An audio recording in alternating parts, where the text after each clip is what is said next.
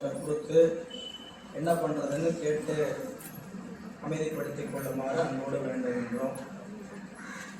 சென்ற வகுப்பில் நாம்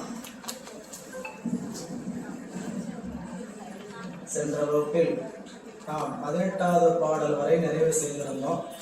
இன்றைய 19வது பாடல் சிந்தனை தொடர்கின்றது. இது பதி ஏழம் கமழ் பொழில் கேளும் முது பதி செய்தவன் மூதரி பாடல் விதுபதி செய்தவன் நீதவம் நோக்கி அது பதியாக அமர்கின்றானே. விதுபதி செய்தவன் இறைவன் சந்திரனை தரித்துள்ளான் என்பதற்கு விதுபதி செய்தவன். அப்படி இருக்கக்கூடிய பெருமான் அதான் முதல் எடுத்து பொருள் செய்யணும். சந்திரனை தன் சடையில் சூடி இருக்கக்கூடிய பெருமானாகிய சிவபெருமான் விதுபதி செய்தவன். இதுபதி ஏழங்கமழ் பொழில் ஏழும் முதுபதி செய்தவன். இதுபதி இவ்வுலகத்தில் ஏலம் முதலியவற்றின் மனம் கமழ்கின்ற, ஏலம் பொழில்னா ஏலக்காய், ஏலக்காய் போன்ற மனம் கமழ்கின்ற சோலைகளை பெயராக உடைய ஏழு உலகம், ஏழு உலகத்தில் இருக்கக்கூடிய பெயரையே தனக்கு பெயராக கொண்ட 7 தீவுகள். அந்த 7 தீவுகள், இந்த சாகத்தீவு போன்ற தீவுகள் எல்லாம், அந்த தீவுகளை எல்லாம் இறைவன் இவ்வுலகிற்கு மேலே ஒன்றை விட ஒன்று 100 கோடி யோசனை விரிவுடையவனாக பல உலகங்களில் தோற்றுவித்தவன். விதுபதி செய்தவன் சந்திரனை தன் சடையில் சூடி இருக்கக்கூடிய சங்கரன் 7 உலகங்களையும் ஒன்றிற்கு மேல் ஒன்றாக, கீழே 7 உலகம், மேல் 7 உலகம், கீழே பூலோக புவலோக சுவலோகம் என்று சொல்லக்கூடிய மேல் உலகம், கீழ உலகம் அதல விதல சுதல பாதாளம் என்று சொல்லக்கூடிய கீழ் 7 உலகம் உண்டு. சரிங்களா? இந்த 7 உலகங்களையும் ஒன்றுக்கு ஒன்று மேலானது. ஒன்றுக்கு ஒன்று மேலானது கேட்டீங்கன்னா, பூமி இன்பம் துன்பம் இரண்டிற்கும் இடமானது. பூமிக்கு அடுத்தது இருக்கக்கூடிய லோகம் இந்த லோகம், அதாவது வைகுந்த லோகம் என்று சொல்ற சுலோகங்கள் சொல்லக்கூடிய தேவலோகம்.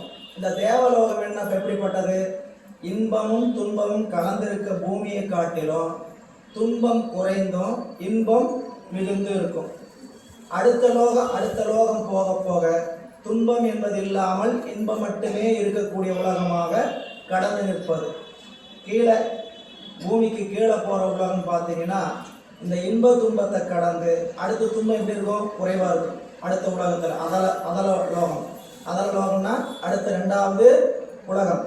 3வது விதல என்று சொல்லக்கூடிய உலகம் போனோம்னா அதோட துன்பம் அதிகமாகும்.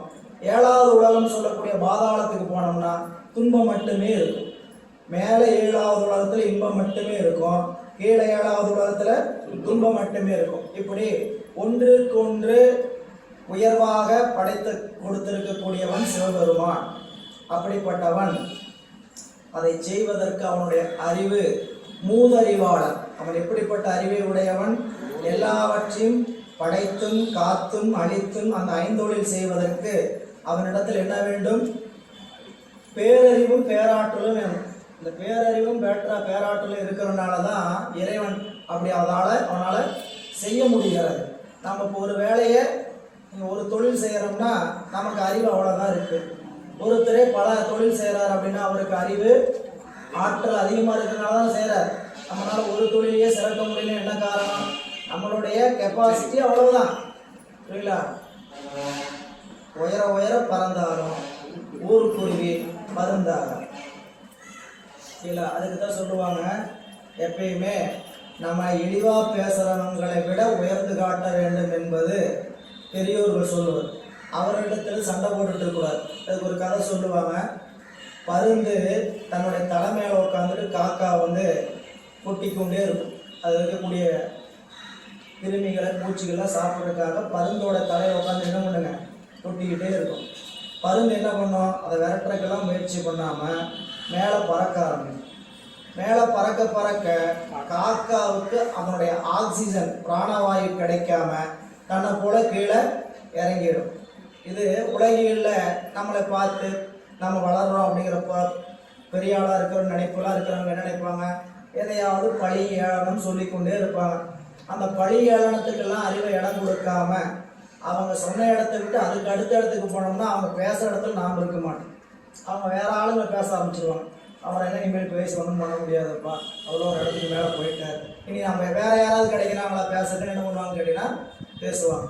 இறைவன் இவ்வாறு மூதறிவாளன், பேரறிவும் பேராற்றலும் உடையவன்.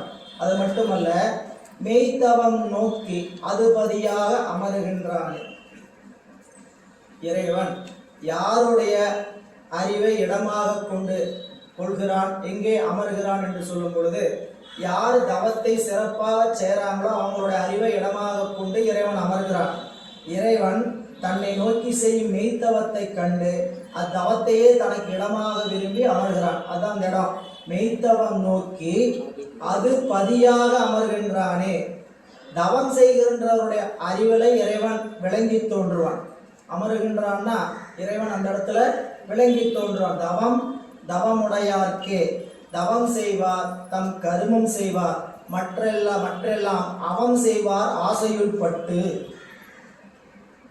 தவம் செய்கிறவங்க என்ன செய்வாங்க, தன்னுடைய கருமம் தவத்திற்குரிய வேலை என்னவோ அதை மட்டும் செய்வாங்க. மற்றெல்லாம் அவம் செய்வார், வேண்டாத வேலையை செய்வாங்க. எதுக்கு? ஆசையுள் பட்டு. அப்போ தவத்தை விட்டு ஏற்றக்கூடியவர்களுக்கு தவம் செய்ய என்ன ஆகும், அதுக்குன்னு ஒரு அதிகாரம் வைத்திருக்கிறார் வள்ளுவர். தவம் என்றால் என்ன அப்படின்னா, குற்ற நோய் நோன்றல், உயிர்க்கு உருகன் செய்யாமை, அற்றே தவத்திற்கு உரு. நமக்கு வர துன்பத்தை பொறுத்துக்கணும், பிறருக்கு துன்பத்தை செய்யக்கூடாது. அடிப்படையாக தவம்னா இதுதான். அதுக்கப்புறம் நாம் சிவபூசைங்கிறது உயர்த்தவம். இங்கே சொல்லக்கூடிய தவம் உயர்த்தவம். நீங்கள் எப்பயுமே நம்ம சைவ நூல்களில் சித்தாந்த நூல்களில் தவம்னு சொன்னாவே அந்த தவம் எதை நோக்கியது? சிவத்தை நோக்கியது இல்லை. அதனால தான் நம்மளுடைய நம்பி ஆரூரர் இறைவன் வெண்ணிநல்லூரில் ஓலை காட்டி தடுத்தாட்கொண்டு வழக்கில் வென்று இனி நம்மை மண்மேல் சொற்றமிழால் பாடு சரிங்களா, மற்ற நீ வன்மை வேசி வந்தொன்னன் என்பதோர் வாழ்வு பெற்றனை, நமக்கும் சிறப்பின்மிக்க அன்பில் பெருகிய அச்சனை பாட்டேயாகும், ஆதலால் மண்மேல் நம்மை சொற்றமிழால் பாடுக என்றார் தூமரை பாடும் வாயா. பெருமான் பாடுன்னு சொன்னார். அதுக்கப்புறம் வித்தா புரை சூடும் பதிகம் பாடி.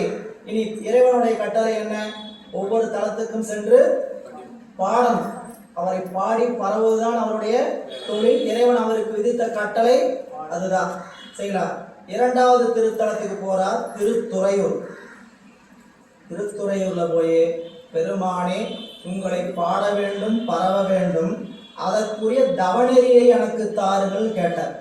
பெருமான்கிட்ட போய் தவநெறி தாருங்கள், சிவன் உரையும் திருத்துறையூர் சென்றணைந்து தீநெறியால் அவநெறி செல்லாமே தடுத்தாண்டாய், அடியேற்கு தவநெறி தந்தருளும் என்று தம்பிரான் முன்னின்று பவநெறிக்கு விளக்காகும் பதிகம் பாடினார். இறைவனிடத்துல தவநெறி கேட்கிறார். கொஞ்சம் நீங்க சிந்திச்சு பார்த்தீங்கன்னா, இறைவன் நேரடியாக வந்து ஆட்கொண்ட பிறகும் தவநெறி தேவையா? இறைவன் வந்து ஓலை காட்டி ஆட்கொண்ட பிறகும் நமக்கு தவம் செய்ய வேண்டுமான்னு கேட்டா, நம்ம இந்த உலகத்திலிருந்து நீங்குகின்ற காலம் வரை தவத்தை இடைவிடாமல் செய்து கொண்டுதான் இருக்கணும். நாம் எந்த நிலையில் அருள் பெற்றவர்களாக இருந்தாலும் தவம் செய்ய வேண்டியது மிக இன்றியமையாத ஒன்று. எனவே தவம் செய்வதற்காக கேட்டார். சாமியிட திருப்பதியும் பாடுறார். மலையார் அருவி திரள் மாமணி முந்தி குலையார குணந்தெற்றியோர் பெண்ணை வடபால் கலையார் அருள் கண்ணீராடும் துறையூர் தலைவா உடை வேண்டிக் கொள்வேன் தவநெறியே அப்படின்னு 10 பாடல் பாடி இறைவன்கிட்ட தவநெறியை வேண்டன போது இறைவன் என்ன தவநெறியை கொடுத்தார் என்று அடுத்த பாட்டு சேக்கிழார் பெருமான் சொல்லும் போது, அவரை பூவும் நீரும் கொண்டு பூசிக்கின்ற தவநெறியை பெற்றார். தவநெறினா என்ன? இறைவனை பூவும் நீரும் கொண்டு போற்றுதல் தான் தவநெறி. அப்போ அப்படி தவத்தை செய்கின்றவருடைய அறிவில இறைவன் விளங்கி தோன்றுவான். ஏன் இறைவன் இப்போ நம்மளுக்கு 8ஆம் நூற்பா படிக்கிறோம். 8ஆம் நூற்பாவில் இறைவன் குருநாதனாகவே வருவார். நாம் இதுவரை நமக்குள் அறிவுக்குள் யார் இருந்து அறிவுறுத்தி வந்தாரோ அவரே நமக்கு எதிராக குருநாதராக வருவார் அப்படின்னு சொன்னா, அப்படிப்பட்டவர் நம்மள ஒருத்தர் தானே. நம்மளை போல மனித உருவம் பெற்றவர் தான் இருக்கிறார். அவருக்கு எப்படி நமக்கு உபதேசம் செய்கிற அளவுக்கு அருளும் ஆற்றலும் இருக்குன்னு கேட்டா, அவருடைய ஆன்மா சுத்த ஆன்மான்னு பேர். சுத்த சைதன்யம் அப்படின்னா தவத்தை செய்து செய்து செய்து அவருடைய அறிவு என்ன இருக்குன்னு கேட்டீங்கன்னா, குற்றங்கள் நீக்கி இறைவன் வந்து தங்குவதற்கான இடமாக இந்த அறிவு இருக்கிறது. இப்ப நம் அறிவிலும் இறைவன் தங்கி இருக்கிறார், குற்றமுடைய அறிவிலும். ஆனால் இறைவன் நமக்குள்ள தங்கி இருக்கிறாங்கிற அறிவு நம் அறிவு கெட்டார். ஏன்? அவன் விளங்கி தோன்றுவதில்லை. விளங்கி தோன்ற வேண்டுமானால் தவத்தை செய்ய செய்ய, அந்த தவங்கிறது என்னன்னு கேட்டீங்கன்னா, நாம் செய்ய வேண்டிய பூசனையும் நாம் சிந்திக்க வேண்டிய அஞ்சலத்தையும் தொடர்ந்து செய்வோமானால் நம் அறிவு தூய்மையாகும். 11ஆம் திருமுறையில பட்டினத்தடியில் ஒரு பாடலை சொல்லுவார். இந்த மனசு எப்படிப்பட்ட மனசா இருந்ததுன்னு கேட்டா, மிகுந்த காடாக இருந்ததுபார். இந்த காட்டுக்குள்ள 5 வேடர் வந்து தங்கியிருந்தாங்க. அந்த 5 வேடர் சொல்றது என்னவோ அதை கேட்டு நான் என் சொத்தையெல்லாம் இழந்துட்டு இருந்தேன். காட்டில் பூரா முள்ளுக்காடா வளர்ந்துருந்தது. அதுக்கப்புறம் நான் என்ன பண்ணேன், இந்த காட்டை உழுது ஓட்டி அதுக்குள்ள பந்தல்லாம் இட்டு ஞான விளக்கை ஏற்றி வைத்தேன். இறைவனுடைய திருவர் விளங்கியதுன்னு சொல்லுவார். திருமந்திரத்திலும் அப்படிப்பட்ட ஒரு இடம் இருக்குது. என்னுடைய அறிவு மிகுந்த கேடாக இருந்தது. நான் ரொம்ப நாளா இப்படி துன்பப்பட்டுட்டு இருந்த போது அதுல நான் கத்திரி விதை விதைச்சேன், பூசணி பூ பூத்தது, வாழை கனி பழுத்தது அப்படின்னு ஒவ்வொன்றும் சூட்சுமா சொல்லுவார். அப்போ தவம் செய்கின்ற உயிரிடத்து இறைவன் விளங்கி தோன்றுவார். நமக்கும் அருளாளர்களுக்கும் ஞானாசிரியர்களுக்கும் என்ன வேறுபாடுன்னு கேட்டீங்கன்னா, தவத்தின் வாயிலாக அவங்களுடைய அறிவு சிவமாகவே மாறி இருக்கும். எப்போ குருநாதர் அந்த இடத்துல அமர்ந்திருக்கும் பொழுது, அப்போ வெளி வந்துட்டாருன்னா அவர் நம்மளை போலதான். ஆனா நாம பார்க்கறது அப்படி பார்க்கக்கூடாது. சரிங்களா? இப்போ குருநாதர் வழிபாட்டுல பூசையில நமக்கு உபதேசம் செய்யறதுக்காக அமர்ந்திருக்கிறாருன்னா, அங்கு அமர்ந்திருப்பது முழுக்க முழுக்க சிவம்.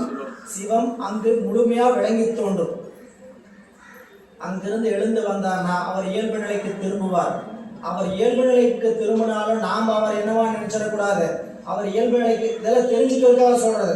நம்ம தெரிஞ்சுக்கிறதுக்காக சொன்னதுனால என்னன்னு கேட்டீங்கன்னா, அவர் எங்க பார்த்தாலும் குருநாதராகவும் அப்படியே தான் பார்ப்பே தவிர, தவத்தில் இருக்கும்போது கூட அவரை சிவமா பார்க்குற அறிவு நமக்குள்ள வர. அப்ப சிவம் தான் நமக்காக வெளிவந்த கருணையோடு வந்திருக்கிறார். அப்போ தவத்தை செய்கின்ற ஆன்மாவினுடைய அறிவை இறைவன் இடமாக கொண்டு விளங்கி தோன்றுவார்.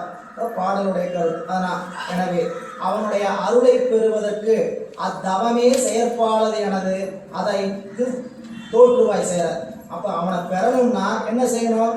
தவம் செய்ய வேண்டும். அடுத்த பாடல், முடிவும் பிறப்பையும் முன்னே படைத்த அடிகள் உரையும் அரணே நாடில் இடியும் விளக்கமும் ஈசன் குருவம் குன்றம் மலை அதுதானே. இப்போ சிவபெருமானுடைய அருள் எப்படிப்பட்டது, அவன் எப்படிப்பட்டவங்கிறத பற்றியெல்லாம் ஆராய்ச்சி செய்கின்ற நூலை நீங்கள் தேடி படிச்சீங்கன்னா அதனோட முடிவு என்னன்னு கேட்டீங்கன்னா, ஈசன் எங்குமாக இருக்கிறார். இறைவன் உயிர்களுக்கு பிறப்பையும் இறப்பையும் வீடு வேற்றையும் தருபவன் அவன்தான். மணிவாசகர் பந்தமும் வீடும் படைப்போன் காண்க. பந்தத்தை செய்தவனும் அவன்தான், வீடு வேற்றை கொடுப்பவனும் அவன்தான். ஏன் பந்தத்தை செய்யணும்? அறிவுக்குள் இருக்கக்கூடிய பந்தம் போகணும். அதனால உலக பந்தத்தை ஏற்படுத்துறார். அறிவுக்குள்ள ஆணவமலமாகிய பந்தம் இருக்கு. அந்த பந்தம் நீங்குவதற்காக சுவாமி என்ன பண்றார்? மாயை கண்மங்கிற உலக பந்தத்தை கொடுக்கிறார். அப்ப பந்தத்தை கூட்டியவன் அவன் தான், பந்தத்திலிருந்து விடுவித்து வீடு வேற்றை தருபவனும் அவன் தான். நீங்க தானே சாமி கொடுத்தீங்க, நீங்க தான் சாமி கொடுத்தீங்கன்னா கொடுத்தது அதிலிருந்து விடுபடுவதற்காகத்தான். எனவே சொல்றார், முடிவும் பிறப்பையும் முன்னே படைத்த அடிகள் உரையும் அறநெறி நாடி. முடிவு, இறப்பு, பிறப்பு, இந்த ரெண்டையும் நமக்கு படைத்தது சிவம். புரியல? இப்ப இறப்பும் பிறப்பும் யாருக்கு? உயிர்களினுடைய உடலுக்கு. உயிருக்கு இறப்போ பிறப்போ கிடையாது. அது கொள்கின்ற உடம்பு தான் இறக்கிறது பிறக்கிறது. சட்டம் மாத்திரம். சரிங்களா? இன்னைக்கு ஒரு சட்டை, நாளைக்கு ஒரு சட்டை, இன்னைக்கு ஒரு புடவை, நாளைக்கு ஒரு புடவை மாத்துற மாதிரி என்ன பண்ணப்படுது? உயிருக்கான உடம்பு மாறுது. நமக்கு உடம்பு எப்பயும் இருக்கக்கூடிய உடம்பு 4 உடம்புங்க. அந்த 4 உடம்பு காரண உடம்பு, கஞ்சுக உடம்பு, குண உடம்பு, புரியட்ட காய உடம்பு, சூக்கும உடம்பு. இந்த 4 உடம்பு இறைவன் முதல் பிறப்பிலேயே கொடுத்த உடம்பு. அந்த உடம்பு இறைவனுடைய திருவடிக்கு போற வரைக்கும் நீங்கவே நீங்காது. 5வது உடம்புன்னு சொல்லக்கூடிய கண்ணுக்கு தெரியக்கூடிய பூத உடம்பாகிய தூள உடம்பு, பரு உடம்பு. இந்த உடம்பு தான் தாவரங்கள், விலங்குகள், நீர்வாழ்வன, ஊர்வன, பரப்பன, தேவர்கள் என்று 7 வகை பேதமா மாறி மாறி பிறக்கும். இறைவன் பிறக்க வைப்பார். எப்படி? வினைக்கு தகுந்தவாறு. அதான் 2ஆம் நூற்பா. ஆணையின் இருவினையின் போக்குவரவு புரிய. ஆணை தன் சக்தியின் வாயிலாக இருவினைக்கு தக்க போக்குவரவு புரிய. இருவினை என்ன செய்திருக்கிறோமோ அதுதான் உடம்பு. இருவினை என்ன செய்திருக்கிறோமோ அதுதான் அனுபவம், நமக்கு கொடுத்திருக்கிற வாய்ப்பு. எனவே இறைவன் இப்படி மாறி மாறி பிறக்க செய்து அப்படி சொல்லக்கூடிய நூல்கள் என்ன நூல்? அறநெறி நூல்களை நாடி. அதான் சொல்றார், அறநெறி நாடினா அறநெறியை போதிக்கின்ற நூல்களை ஆராய்ந்து பார்ப்பீர்களானால். எது அறநெறி போதிக்கின்ற நூல்? உலகத்துல சொல்லக்கூடிய அறநெறி அல்ல. இங்க அறம் என்பது சிறப்பு வகையில சிவமார்க்கத்தை சொல்லுகின்ற அறநெறி. உலகில சொல்லக்கூடிய அறநெறி நூல் நிறைய இருக்கு இல்லைங்களா? நீங்க திருக்குறள் எடுக்கலாம், ஆத்திச்சூடி, ஔவைக்குறள், ஆச்சார கோவை, எத்தனையோ உலகிகளை சொல்லுகின்ற அறநூல்கள் நிறைய இருக்குது. அதெல்லாம் எங்க கொண்டு வந்து சேர்த்தோம் அப்படின்னு கேட்டீங்கன்னா நம்மளை வழிபாட்டு நெருக்கி கொண்டு வந்து சேர்த்தோம் இல்லைங்களா? அப்ப அந்த வழிபாட்டு நெருக்கி கொண்டு வந்து சேர்த்து வழிபாட்டு நெறியில செய்கின்ற அறத்துக்கு பேரு இறப்பில் தவம். இந்த தவத்துக்கு பேர் என்னது? இறப்பில் தவம். நீங்க முதல்ல உலகியல் நோக்கி செய்யக்கூடிய தவம் என்னது? தவம். புரியல? அந்த தவம் என்ன செய்யும்? மீண்டும் பிறப்புக்கு வித்தாகவே தவிர அது நமக்கு முக்தி பேருக்கு வழிவகுக்காது. முக்தி பேருக்கு வழிவகுப்பது இறப்பில் தவம். இறப்பில்லாத தவம் என்னன்னு கேட்டீங்கன்னா நமக்கு என்றும் அழியாத தவம் அந்த தவம். அந்த தவம் தான் சிவ வழிபாடு. அந்த சிவ வழிபாட்டை செய்கின்ற நூல்களை எல்லாம் ஆராய்ந்து பார்த்தீங்கன்னா ஆசிரியர் பெருந்தகை சொல்ல வருது என்னன்னு கேட்டீங்கன்னா, இறைவன் உயிர்களுக்கு இறப்பையும் பிறப்பையும் மாறி மாறி கொடுக்கிறான். அப்படி கொடுக்கிறாங்கிறத சொல்லக்கூடிய நூல்கள் என்ன நூல்கள்? ஞான நூல்கள். அந்த ஞான நூல்களை நீங்கள் ஆராய்ந்து பார்ப்பீர்களானால் சொல்ற இடியும் முழக்கமும் ஈசன் உருவம். இதெல்லாம் இறைவனுடைய உருவம். இடியும் முழக்கமும் ஈசன் உருவம். அடுத்து சொல்றார் கரிமலர் குன்றம் மலை அதுதானே. இங்க 3 ஓமை சொல்லியிருக்கிறார். ஒன்று இடி, முழக்கம், மலை. 3 ஓமை சொல்லியிருக்கிறார். அப்ப எதுக்கு சொல்றாருன்னு கேட்டீங்கன்னா முழக்கம் என்கின்றது அவனுடைய சொல், வாக்கு. இடி என்பது அவன் அருளாக வருகின்ற அறிவிப்பு. 3வது மலை என்பது அவனுடைய திருவுருவம். இறைவனுடைய திருவுருவம் தான் மலை போல இருக்குது. புரியுங்களா? அதான் சொல்றார் காவாய் கனகத்திரளே. காவாய் கனகத்திரளே, கனக குன்று, பொன்மலை. இறைவனுடைய இது எப்படிங்க இதை சொல்லுவோம். ஏன்னு கேட்டீங்கன்னா மலையில் இருக்கக்கூடிய செல்வம் அளவற்றது. நீங்க கண்ணில் பார்த்து அளவிட்ட முடியுமா? எல்லாத்தோட பிரமிப்பா மலையைத்தானே பார்க்குறோம். உலக பொருள்ல பிரமிப்பா பார்க்கக்கூடிய பொருள் சில பொருளா இருக்கும். அப்படி பார்க்கக்கூடிய பொருள்ல தலையாயதுன்னு கேட்டீங்கன்னா மலை இல்ல. அதனாலதான் மாணிக்க மலையே எல்லாம் சொன்னாங்க. நமக்கு திருவிசிப்பால கற்றவர் விழுங்கும் கற்பக கனியை கரையிலா கருணை மாகடலை மற்றவரறியா மாணிக்க மலை. அந்த பெருமான் மலைக்கே அப்படின்னு கேட்டீங்கன்னா மலையில் இருக்கக்கூடிய செல்வம் நம்மால் அளவிட்டு பார்க்க முடியாத செல்வம். மலையினுடைய வடிவத்தையும் அளவிட முடியாது, மலையில் இருக்கக்கூடிய செல்வத்தையும் அளவிட முடியாது. இன்னைக்கு மலையில செல்வம்லாம் குறைஞ்சிருச்சு. நீங்க பழைய சங்ககால நூல்களில் பார்த்தீங்கன்னா மலைகள்ல இருந்து என்னென்னலாம் வந்ததுங்கிறதுக்கு ஒரு நூல் இருக்கு. மலையிலிருந்து என்னென்ன பொருளா பூமிக்கு வந்ததுங்கிறதுக்கு ஒரு தனி நூல் இருக்குது. மலைப்படு கடா, மலைப்படு கடா. மலையிலிருந்து என்னென்னலாம் வருது அப்படின்னா சந்தன கட்டை வந்துச்சு, அகில் வந்துச்சு, பொண்ணு வந்துச்சு, தங்கம் வந்துச்சு, மாணிக்கம் வந்துச்சு, இப்படி பல வகையான முத்துக்கள் அந்த மலையிலிருந்து வளரக்கூடிய மூங்கிலிருந்து வளர்ந்த முத்து, இத்தனை பொருள்கள் மலையிலிருந்து தண்ணீரில் அடிச்சுட்டு வந்து கரையில் அந்த ஆற்று படுகையில் ஓடுமா. அந்த படுகையில் ஓடணும் தான் வயலில் வந்து பிடிக்கும் போது பார்த்தா முத்துக்களையா அள்ளனாங்கன்னு சொல்லி நம்மளுக்கு தேவாரத்தை பல இடத்துல பார்க்கணும். ஆனால் இன்னைக்கு மலையில அப்படிப்பட்ட செல்வம்லாம் இல்லை. என்ன செல்வம் இருக்குது? இந்த சந்தனம், அகில் போன்றவையெல்லாம் கிடைக்குது, ஒரு சில உயரிய பொருள்லாம் கிடைக்குது. என்ன காரணம் கேட்டால் மலை அழிக்கப்படுகிறது. மலையை மலையா விடலை. மலை என்ன பண்ணி வச்சிருக்கிறான்னு வச்சுங்கன்னா, மலையை குறைஞ்சு மக்களுடைய போக்குவரத்துக்கும் சுற்றுலா தலத்துக்கும் பயன்படுத்துறதுனாலே மலையை அழிக்க அழிக்க சரிங்களா நமக்கு மழை வராது. மலைதான் மழைக்கான ஆதார இடம். மலை எவ்வளவு குளிர்ச்சி. அப்புறம் அது மட்டும் இல்லை, நீங்கள் மேற்கு தொடர்ச்சி மலையினுடைய பயன் என்ன? மேலிருந்து பெய்யக்கூடிய மலையை தன்னுடைய படுகையில் இதெல்லாம் ஆஃப் பண்ணி வைக்கிறாங்கம்மா. அவ்வளோ உங்களுக்கு தெரியல, பக்கத்தில் கொடுத்து ஆஃப் பண்ணுங்க, தெரிஞ்சுக்கங்க. ஏன்னா அதுக்காக சொல்கிறது. நீ நாலு எத்தனை பேர் திரும்பி பார்த்தாங்க பார்த்தீங்களா? ஒருத்தருடைய செல்போன் அடிக்கிறது எத்தனை பேர் கவனத்தை மாற்றி இருக்கீங்களா? அப்போ மலையில அந்த மலையினுடைய தன்மை என்னன்னு கேட்டீங்கன்னா, மேலிருந்து வருகின்ற தண்ணீரை தங்க வச்சு இதுல அந்த புல் தரைகளை தங்க வச்சு நிலத்துக்கு மீண்டும் கொடுப்பது மேற்கு தொடர்ச்சி மலையினுடைய தன்மை. அப்போ மழை இல்லைன்னா மழை பொழிவதும் தண்ணீர் தேக்கம் என்பது கெட்டு போயிடும். இங்க அப்படி இறைவன், ஏன்னா மலையை இங்க சொல்றார், இறைவனுடைய வடிவம் அளவிட முடியாத பெருமை உடையது மலை. அடுத்து சொன்னார், கடல் போலவும் நன்கு விளங்கி தோன்றும். கடல் என்று சொல்லக்கூடிய நிலையில விளங்கி தோன்றும். இடியும் முழக்கமும் ஈசரது உருவம். அப்படின்னா ஒளியும் ஒளியும். இடியும் முழக்கம்ங்கிறது என்னன்னு கேட்டீங்கன்னா, இறைவன் எப்படி இருக்கிறாரு? அங்க இடி இடிச்சுன்னா ஒரு ஒளி வரும், இடி இடிச்சா இன்னொரு ஒளியும் வரும், ஒளியும் ஒளியும். அப்ப இறைவன் எல்லா ஒளிகளுமாக இருந்து காக்கின்றார் உலகத்தை. நீங்க உலகத்துக்கெல்லாம் ஒளி தருகின்ற பொருள் சிவம். சிவம்தான் சந்திரன், சூரியன், அக்னி போன்ற பொருள்களுக்கெல்லாம் ஒளி கிடைப்பதற்கு காரணமாக இருக்கக்கூடிய மூலப்பொருள். எனவே அந்நூல்களில் வழி நின்று அறநெறி என்கின்ற சொல்லுகின்ற நூல்கள் வழியாக நின்று அவன் திருவுருவை விளங்க கண்டு பயன்பெறுக. இந்த பாடல் என்ன கருத்து சொல்ல வராதுன்னு கேட்டீங்கன்னா, நாம ஏன் நூல் படிக்கணும்? இப்போ நீங்கள் 2 மணி நேரத்தை உங்கள் நேரத்தை பொன்னான நேரத்தை ஒதுக்கி இங்கே வர்றீங்க.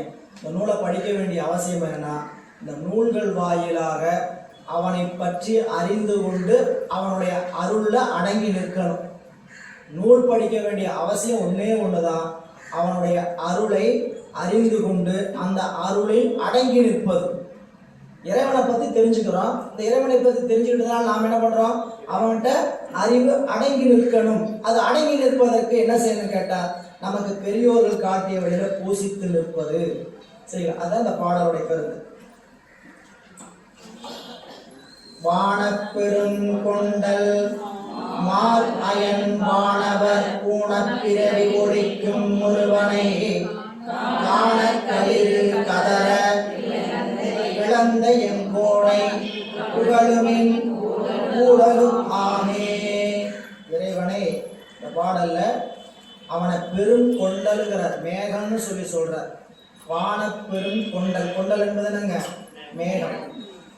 நம்மளுடைய திருமுறைகள்ல நிறைய இடத்துல பயன்படுத்தப்பட்டிருக்கும். சிவபெருமானுடைய கண்டம் கொண்டல் போல இருக்குன்னு சொல்லுவார். திருநீல கண்டம் எப்படி இருக்குது? கொண்டல், மேகம் போல. மேகம் போல இருக்கு நேரடியாகவே சொல்லியிருக்கிறார் சில இடத்துல. சில இடத்துல கொண்டல் அப்படின்னு சொல்லுவார். சுந்தரமூர்த்தி நாயனார் கொண்டல் என திகழும் கண்டமும் அப்படிம்பார். காணப்பேர், திரு காணப்பேர் சொல்லக்கூடிய காளையார் கோயில், சரிங்களா? மருது சகோதரர்கள் கட்டிய கோயில். கோபுரத்தை காப்பாற்றுறதுக்காக தனது உயிரை துறந்த கோயில். கோயிலை பாதுகாக்கணும்னா நீங்க உயிரையெல்லாம் துறக்க வேண்டாம். அந்த கோயிலுக்கு நாள்தோறும் போயிட்டு வந்தா போதும் அந்த கோயில் பாதுகாக்கப்படும். நீங்க கோயிலை போய் கட்டி நான் பாதுகாக்கிறேன் அப்படிங்கிற நிகழ்ச்சியெல்லாம் வேண்டியதில்லை. அந்த கோயில் நல்லா இருக்கணும்னா நம்ம என்ன பண்ணணும்? கோயிலுக்கு வழிபாட்டுக்கு போகணும். வழிபாட்டுக்கு போக ஆரம்பிச்சோம்னாவே தன்னை போல கோயில் பராமரிக்கப்படும். மக்கள் வராங்க, கோயில் பராமரிக்க நினைப்பாங்க. நீங்க சோழ நாட்டில் பகுதி கோயில் பராமரிக்கப்படுறதில்லை. என்ன காரணம்? ஏப்பாரட்டு பாலடைஞ்சு போய் கிடக்குது. ஒருவேளை பூசைக்கு சிவாச்சாரியார் வந்துட்டு போறதுன்னா அவருக்கு கஷ்டமா இருக்குது. ஏன்னு கேட்டா மக்களே வரல, நம்ம போய் எங்க பூசை பண்ணி அங்க உட்காந்துட்டு இருக்கிறது பார்த்து காலைல போவாரு, சாமிக்கு எண்ணெய் தேய்ச்சி தண்ணி ஊற்றி விடுவாரு, புறப்பட்டு வந்துடுவார். கோயில் பூசை நடக்குதுன்னா என்ன நடக்க போகுதுன்னு சொல்ல போறாரு உள்ள. திருக்கோயில்ல பூசை முட்டுப்பட்டால் என்ன நடக்கும் அப்படின்னு சொல்லுவார். அப்போ இறைவன் திருக்காளையார் கோயில்ல மருது சகோதரர்கள் போய் அங்க வெள்ளையர்களுடைய ஆட்சி காலத்துல வரலாறு தெரிஞ்ச வரலாறு, ஒரு திருக்கோபுரம் இடிக்கப்படாமல் 2 பேர் உயிர் துறந்திருக்கிறாங்க. இன்னைக்கு போய் நீங்க இந்த கோயில் நிமிர்ந்து நிற்குதுன்னா என்ன காரணம்? 2 பேருடைய உயிர் தியாகம். இல்லாட்டினா அன்னைக்கே வெடிகுண்டு வச்சு என்ன பண்ணிருப்பாங்க, தகர்த்திருப்பார் ஜேம்ஸ். இல்ல அந்த ஜேம்ஸ் இவங்க 2 பேர்த்தையும், இவங்க 2 யாருட்ட, மருது சகோதரர்கிட்ட பயிற்சி எடுத்துக்கிட்டவன், புரியுங்களா, கலர் பயிற்சி எடுத்துக்கிட்டவன். அவன் அவரை பிடிக்கிறதுக்கு யோசனை என்ன வச்சான், அவரை பத்தி நல்லா தெரிஞ்சுக்காட்டி தான் அந்த யோசனை வந்து அவனுக்கு, புரியுங்களா. அவங்க வந்து சரணாகலைன்னா என்ன பண்ணப்படும், கோபுரம் தகர்க்கப்படும். தேவகோட்டையில போய் ஒரு காட்டுக்குள்ள தங்கியிருந்தாங்க. அங்கிருந்து நேராக வந்து கலெக்டர் மாவட்ட ஆட்சியர்கிட்ட சரணடைஞ்சாங்க. சரிங்களா, எங்களை ஒன்னாலும் கொள்ளுங்க, கோபுரத்தை இடிக்க ஒரே ஒரு வேண்டுகோள், கடைசி ஆசை கேட்டோன்னே இந்த கோபுரத்துக்கு முன்னாலே எங்களை தூக்கிவிடுங்க. நான் இன்னைக்கு போனாலும் நெஞ்சை நிகழ வைத்து பேசிக்கொண்டு இருக்கக்கூடிய வரலாற்றுக்குரியது திரு காளையார். அந்த காளையார் கோயில் திருப்பதிகத்துல சுந்தரமூர்த்தி நாயனார் தொண்டரடி தொழலும் சோதி இளம் பிறையும் சூதன மின்முறையால் பாகமும் ஆகி வரும் கொண்டல் எனத்திகளும் கண்டமும், மேகம் போல கண்டம், மேகம் போல கருகருகருன்னு இருக்குதான் இப்படிலாம் வார்த்தை. அப்ப இங்க இறைவனை மேகம் போலும் நிறத்தை உடைய திருமால், பிரம்மன், மற்றைய தேவர் ஆகியோருக்கும். இங்க வானப்பெருங்கொண்டல் சொன்னது திருமாலை. திருமாலுடைய உடம்பு என்ன இருக்கு, நிறம் மேக நிறம். ஏன் நீல நிறமாச்சு அப்படிங்கிற வரலாறு உங்களுக்கு தெரியும். ஆழகால விஷத்தை பக்கத்துல அதாவது அமிர்தம் எடுக்குன்னு கடைஞ்ச போது ஆழகால விஷம் அதனுடைய வெப்பம் தாக்கி பிரம்மா, திருமால், தேவர்கள் எல்லாம் நிறம் மாறினாருங்கிறது வரலாறு. அப்படி வானப்பெருங்கொண்டல் மால் அயன் வானவர் ஊனப்பிறவி ஒழிக்கும் ஒருவனை, சிவபெருமான் இப்படிப்பட்டவன் ஊனப்பிறவி, இந்த பிறவி மிகுந்த கேவலமான பிறவி, கேடு தரக்கூடிய பிறவி, நன்மை தருதுன்னு நாமெல்லாம் கற்பனையில் நினைச்சுக்கிட்டு இருக்கிறோம். இந்த பிறவி என்ன செய்யும், இந்த உடம்பு கொடுத்திருக்கக்கூடிய இறைவன் இந்த உடம்புல எப்படிப்பட்ட அனுபவம் நிகழுதுன்னு சொல்லும்போது உண்மை விளக்கத்துல படிச்சிருக்கோம். ஊனப்பரிசம் ஈனமாம் பிறவி, எப்படிப்பட்டு ஈனமாம் பிறவி நீங்க அப்படிம்பா. அப்ப ஏன் ஈனம் சொல்லி கேட்டீங்கன்னா, இறைவனை அறியாது வெறுமனே காலங்களை வேறு ஏதாவது கடத்திட்டு இருந்தோம்னா இந்த பிறவி பயனற்றது. இல்ல இத்தனை பேர் சுத்திட்டு இருக்கிறாங்களே, இத்தனை பேர் அப்படித்தானே இருக்கிறாங்க, அப்பெல்லாம் அது ஈன பிறவியான்னு கேட்டா நிச்சயமாக நூல்கள் வழியாக நீங்க சிந்திச்சு பார்த்தீங்கன்னா அது ஈனம்னு என்னங்க, பயனற்ற முறையில கழிக்கக்கூடிய பிறவி. அப்படி ஊனப்பிறவி ஒழிக்கும் ஒருவனை, திருமாலும் தேவர்களும் பிரம்மனும் இவங்களை என்ன பண்ணாங்களா, பிறவியை நீக்கக்கூடிய அந்த பெருமானை காண களிர் கதற பிளந்தின் கோணை புகழல, நீங்க புகழுங்க, அவனோடு கூடலாம். இறைவனை என்ன சொல்றாங்க, நீங்க புகழ்ந்தீங்கன்னா அவனோடு கூடலாம். உபாயம் சொல்ற, இறைவனை அடைவதற்கு அவன் ரொம்ப எளியவன், அடைந்து அவனை புகழுமின், புகழ்ந்தால் அவனை அடைவது எளிது. மணிவாசகர் புகழ்மின் தொழுமின் புப்புனைமின் புயங்கன் தாளே புந்தி வைத்திட்டு, புகழ்மின் தொழுமின் பூப்புனைமின் புயங்கன் தாளே புந்தி வைத்திட்டு வச்சுட்டு, இகழ்மின் எல்லா அல்லலையும், இனிமேல் உங்களுக்கு துன்பமே வாராத மாதிரி துரத்துங்க. இகழ்மின் எல்லா அல்லலையும் இனியோர் இடையூர் அடையாமே, திகழும் சீரார் சிவபுரத்து சென்று சிவன்தாள் வணங்கினாம், நிகழும் அடியார் முன் நெஞ்சம் முருகி நிற்போமே. புகழ்ந்தால் அவனை புகழ்வதற்குத்தான் பிறப்பு. அது ரொம்ப எளிமையா வள்ளுவர் சொன்னார். இருள் சேர் இருவினையும் சேரா இறைவன் பொருள் சேர் புகழ் புரிந்தார் மாட்டு. இருவினையினால் வருகின்ற பிறப்பிறப்புகள் நமக்கு இனி கிடையாது. எப்பொழுது இறைவனை புகழை இடைவிடாது பேசுகின்றவர்களுக்கு இறைவனின் காரணமாக வருகிற பிறப்பு இல்லை. அப்போ இங்க சொல்ற இதுல ஒரு குறிப்புரை கொடுத்திருக்கிறார் உரையாசிரியர். அப்படியே படிக்கிறேன். மிக அருமையான ஒரு சிந்தனை. வானப்பெருங்கொண்டல் வானில் இயங்கும் பெரிய மேகம், மேகமானது மழையை எதிர்நோக்கும், நன்சை புன்சை எதிர்நோக்காத கடல். அதாவது வானில் இயங்குகின்ற பெரிய மேகத்தை மழையை எதிர்நோக்கி நிற்பது நன்சை புன்சை நிலங்கள். அது அல்லாம எது எதிர்நோக்காது? கடல் எதிர்நோக்காது. பாலை நிலம் மழைய எதிர்நோக்காது. நிலம் நஞ்சை நஞ்சை நல்ல விளைச்சல் தரக்கூடிய நெல் போன்ற விளையிற நிலத்துக்கு பேரு நஞ்சை. புன்சை பயிறு தானியம் போன்ற விளையிறதுக்கு பேரு புஞ்சை. இந்த நஞ்சை புஞ்சை நிலமெல்லாம் என்ன நினைக்குங்களா? இந்த மழையை எதிர்நோக்கி நிற்குமா? ஆனா இந்த கடலுக்கோ பாலை நிலத்துக்கோ இந்த மழையினுடைய தேவை இல்லை. அது அப்படி சொல்லுகின்ற இடத்துல பயன்படுத்தி கொள்ளாது. கடல் அதை பாலை இவற்றை நீதி தவறாமல் பெய்யும். பெய்யினும் பாலை பயன்படுத்தி கொள்ளாது. கடல் அந்த நீரை என்னாக்கிவிடும்? உவராக்கிவிடும், உப்பு தண்ணீராக்கிவிடும்.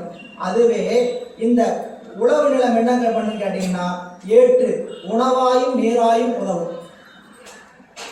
இறைவன் குருநாதர் வடிவில் வந்து இல்லை இறைவன் அருள் செய்கிறார் ஆன்மாக்களுக்கு. ஆன்மாவுடைய நிலைப்பாடு எப்படி கேட்டீங்கன்னா ஒருத்தருடைய அறிவு கடல் போலவும், ஒருத்தரோட அறிவு பாலை நிலம் போலவும், ஒருத்தருடைய அறிவு நஞ்சை நிலம் போலவும், ஒருத்தருடைய அறிவு புஞ்சை நிலம் போல இருக்குதுன்னு ஒரு உண்மை காட்டுறார்.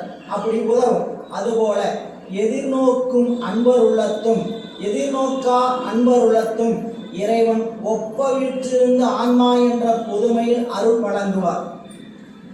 இறைவனை இறைவன் சொல்லி எதிர்நோக்கி அமர்ந்திருக்கக்கூடியவருடைய உள்ளத்திலும் அவரை பற்றிய அறிவே இல்லாத அன்பர் உள்ளத்திலும் சாமி என்ன பண்ணுவார்? வீழ்ச்சி இருப்பார். ஆனாலும் அடைந்து உய்வது அன்புள்ளமே என்பதை விளக்க கொண்டலாக உருவித்தார். இப்ப யாருக்கு பயன்? அந்த நஞ்சை நிலம் போன்ற அன்பர் உள்ளத்துக்கு தான் அது பயன் அப்படின்னு சொல்லி காட்டுறார். இனி 22வது பாடல். மனத்தில் எழுகின்ற மாயனன்னாடன் நினைத்தது அறிவன் எனில்தான் நினைக்கிற எனக்கு இறை அன்பிலன் என்பர் இறைவன் இறைக்கண் பக்கம் பேணி நின்றானே. இந்த பாடல் இறைவனை நினைக்க வேண்டியது உபாயம்னு காட்டுற. இறைவனை நினைக்க வேண்டியது நமக்கு உபாயம். அது உபாயத்தை சொல்லுகின்ற பொழுது அந்த 22வது பாடல் இறைவன் மனத்தில் எழுகின்ற மாயனன்னாடன். மாயனன்னாடன் அப்படிங்கிற வார்த்தை இறைவன் எல்லாருக்கும் எளிமையா தோன்றி நிற்பதில்லை. கண்ணிற்கு புலப்படாது கருத்திலே நிற்கின்ற கல்வா மாயனன்னாடன் அப்படிங்கிற அந்த முதல் வரிக்கு என்ன பொருள் கேட்டீங்கன்னா கண்ணுக்கு புலப்படாது கருத்தில் செறிந்து நிற்கின்ற கல்வன். அவனை நினைத்தது அறிவன். அவன் எப்படிப்பட்டவன்? நாம் நினைப்பதை அறிவன். அறிவன்னா எப்படி அறிகின்றான்னு கேட்டீங்கன்னா நாம் என்னென்னலாம் அறிவுக்குள்ள நினைக்கிறோமோ அத்தனையும் அறிவன். புரிஞ்சுக்கிற மாதிரி வச்சுக்கோங்க. உங்களுக்கு சிவபெருமானுடைய அருள் வேணும், ரொம்ப ஆசை சிவபெருமானுடைய அருள் வேணும்னுட்டு. நம்ம அறிவுக்குள்ள வேற தேவையும் இருக்கு. ஆனால் வெளியே நம்ம பேசும்போது மட்டும் என்ன நினைக்கிறோம்? இறைவன்கிட்ட வேண்டும் போது மட்டும் என்ன நினைச்சு பேசிக்கிறோம்னு கேட்டீங்கன்னா சாமி எனக்கு பிறப்பு வேண்டாம், உங்கள் திருவடி இருந்தால் போதும், இறவாமை வேண்டும், மீண்டும் பிறவாமை வேண்டும், பிறப்பு உண்டில் உன்னை என்றும் மறவாமை வேண்டும், இப்படி விண்ணப்பமாக செய்கிறீங்க. இறைவன் எதை நோக்கி அருள் செய்வார்? நம்ம வாயில கேட்டுட்டு இருக்கிறோம். என்னன்ட்டு வாயில வந்து உலக விருப்பம் இருக்குன்னா கேட்கல. என்னன்னு கேட்குறோம்? எல்லாத்திலையும் பேசும்போது சிவபெருமான் திருவடியை தவிர எனக்கு வேற எதுவும் வேண்டாம். சரிங்களா? புரிஞ்சுக்கிறதுக்காக சொல்றேன். அப்படி அந்த இடத்துல யாரும் நிற்கிறோன்னு தெரியல, இறைவன்கிட்ட கேட்குறோம். ஆனால் இறைவன் உள்ளத்துடைய கருத்தறிந்தான்னு முடிப்பார். அதனாலதான் அப்பர் சுவாமி என்ன சொன்னார்? மனத்திருந்த கருத்தறிந்து முடிப்பாய் நீ. மனத்திருந்த கருத்தறிந்து அப்படின்னா நாம வெளியே எவ்வளவு வேணா பாசாங்கு பண்ணலாம், வெளியே என்ன வேணா நடிக்கலாம், வெளியே என்ன வேணா கேட்கலாம். அறிவுக்குள்ள நமக்கு உண்மையான தேவைங்கிறது என்னங்கிறது யாருக்கு தெரியும்? அறிவுக்குள்ள இருக்கிறவங்களுக்கு தெரியுமா இல்லையா? அதனால திருவள்ளுவர் சொல்லும் பொழுது அகத்துரு நோய்க்கு உள்ளினரண்டி அதை சகத்தவரும் காண்பவரோதான். நமக்கு ஒரு புறநோய் வந்தா யாருக்கு தெரியும்? எல்லாருக்குமே தெரியும். சரிங்களா? உடம்புல ஒரு காயம் ஆயிடுச்சு, காய்ச்சல் வந்துச்சு, சளி பிடிச்சிது, என்ன தெரியுது? எல்லாம் பார்க்கறவங்களாம் கேட்பாங்க, என் உடம்பு சரியா சளியா என்ன எப்படி ஆச்சு கேட்பாங்க. இந்த புறத்து நோய். இந்த புறம் நோய் இல்லாம அகத்தூர் நோய் ஒரு நோய் வந்துருச்சு. சரிங்களா? மர்மமான இடத்துல யாரும் பார்க்க முடியாத ஒரு இடத்துல ஒரு துன்பம் வந்துருச்சு. இந்த துன்பம் யாருக்கு தெரியும்? வீட்டில் இருக்கக்கூடிய அகத்தில் இருக்கிறவங்க மட்டும் தெரியும் இல்லைங்களா? அவங்க என்ன நம்மளை பற்றி எல்லாமே உடல் நோக்கி இருக்கிறதுனால நமக்கு வரக்கூடிய துன்பத்தை நம்ம காட்டலைனாலும் நம்ம என்ன பண்ணுவோம்? நம்ம யார் சொல்லக்கூடாதுன்னு சொல்லலைனாலும் நடக்கிற நடவடிக்கை என்ன பண்ணிடும்? ஏதோ இடர்படுத்துது, என்ன ஆச்சுப்பா வயிற்று வலிக்குதா, சரிங்களா பேசாம உட்காந்துருக்கேன், எனக்கு சாப்பாடுலாம் வேண்டாமா அப்படிங்கிறோம். ஏன் என்னப்பாச்சு வயிற்று வலிக்குதா அப்படின்னு உள்ளுக்குள்ள தொந்தரவு. இப்போ நீங்கள் வெளியில் இருக்கிறவங்களுக்கு பார்த்தா தெரியும் வயிற்று வலி, வீட்டில் இருக்கிறவங்களுக்கு தெரியும். அப்போ உள்ளுக்குள்ள மர்மமாக வருகின்ற நோய் யாருக்கு தான் தெரியுது? அகத்தில் இருப்பவர்களுக்கு தான் தெரியுது. அகத்துரு நோய் உள்ளினற்கன்றி சகத்தவரும் காண்பரோதான். இப்போ நமக்கு உலகத்துல வர இன்ப துன்பம் மற்றவையெல்லாம் மற்றவங்களுக்கு எல்லாம் தெரியும். ஆனா பிறவிக்கான துன்பம் என்கின்ற நோயை இறைவனை தவிர வேற யாருக்காவது தெரியுமா? அவருக்குத்தான் தெரியும். எனவே அவரே வைத்தியநாதனா குருநாதனா வந்தால்தான் நம்ம நோயை நீக்க முடியுமே தவிர புறத்தில் இருக்கிறவங்களுக்கு அந்த நோயினுடைய தன்மை தெரியாது. எனவே இறைவன் நாம் என்ன எண்ணுகின்றோமோ எண்ணுகின்ற அத்தனை எண்ணத்தையும் தெல்ல தெளிவா தெரிஞ்சுக்குவார். நீங்க இறைவனுக்கு தெரியாது, நாம யாருக்கும் தெரியாம செய்யறோம் அப்படின்னு நினைக்கிறவே கூடாது. நம்மை கண்காணிப்பதற்கு நிச்சயமாக ஒருத்தர் இருக்கிறார். அம்மா இருக்கிறாங்களா, அப்பா இருக்கிறாங்களா, அண்ணன் இருக்கிறாங்களா, அக்கா இருக்கிறாங்களா, இவங்க எல்லாம் பார்க்காம எங்கேயோ இருக்கலாம், செய்யல. ஆனா எந்நேரமும் நம்மை பற்றி பார்த்து கொண்டு இருக்கக்கூடிய ஒருவர் இருக்கிறார். அவருக்கு கண்காணி, சூப்பர்வைசர். அவர்தான் சூப்பர்வைசர், சீனியர் சூப்பர்வைசர். என்ன பண்ணிட்டு இருக்கிறாரு? எந்நேரம் நம்மளுடைய அறிவு. அதனாலதான் இது சொல்லும்போது நாம் இறைவனுக்கு அன்புடையவர் என்பதை அவர்கிட்ட போய் சொல்ல வேண்டியதில்லை. அன்பு செலுத்தணும்னா போதும். சாமி நம்ம மேலே எவ்வளோ அன்பு வச்சிருக்கோம் தெரியுமா, நீங்க என்ன எனக்கு அன்பே செய்ய மாட்டேங்க இப்படிலாம் போய் சொல்லணுமா? அவருக்கு போய் நம்ம அன்பு வச்சுக்கிறத சொல்லித்தான் தெரியணுமா? தேவையில்லை. சரிங்களா? எனவே நினைத்தது அறிவான், இல்ல மனத்திருந்த கருத்தறிந்து குடிப்பான். நீங்க தினந்தோறும் புண்ணியா உன்னடிக்கே போதுகின்றேன் புகழூர் மேவிய புண்ணியனே, அதை முழுக்க படிக்கிறீங்க. சாமி மனித வாழ்க்கை ரொம்ப துன்பம் தருது, சரிங்களா, இறைவா உங்களுடைய திருவடிதான் வேணும் அப்படின்னு திருப்பதிகத்துல பாடனா போதுமான்னு கேட்டா போதாது. அறிவு என்னவா இருக்கணும்? அப்படிப்பட்ட நிலையில் இருக்கணும். எதுலையும் பிடிப்பு இல்லாம இருக்கணும். பிடிப்பு இல்லாம இருக்கிறவங்க இருக்க முடியலையா? இப்ப திருவடியை கேட்கிற நினைப்பே வரக்கூடாது. சும்மா சொல்லி வைக்கலாம், என்னட்டுங்க சாமி இன்னைக்கு சொல்லிட்டே வர, ஒரு நாளைக்கு என்ன ஆகட்டும், உண்மையாகட்டும். இல்ல அப்ப இங்க நினைத்தது அறிவன் எனில் தான் நினைக்கல.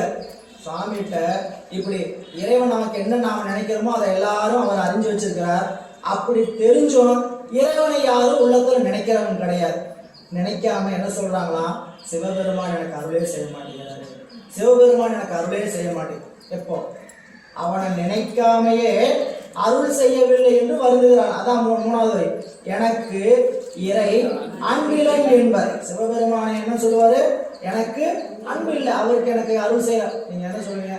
சாமி எனக்கு ஒவ்வொருத்தரோட தனிப்பட்ட டயலாக், யாரும் போய் மாத்திலாம் சொல்ல மாட்டோம். சாமி எனக்கு மட்டும் எவ்வளவு கஷ்டம் கொடுக்குறீங்க?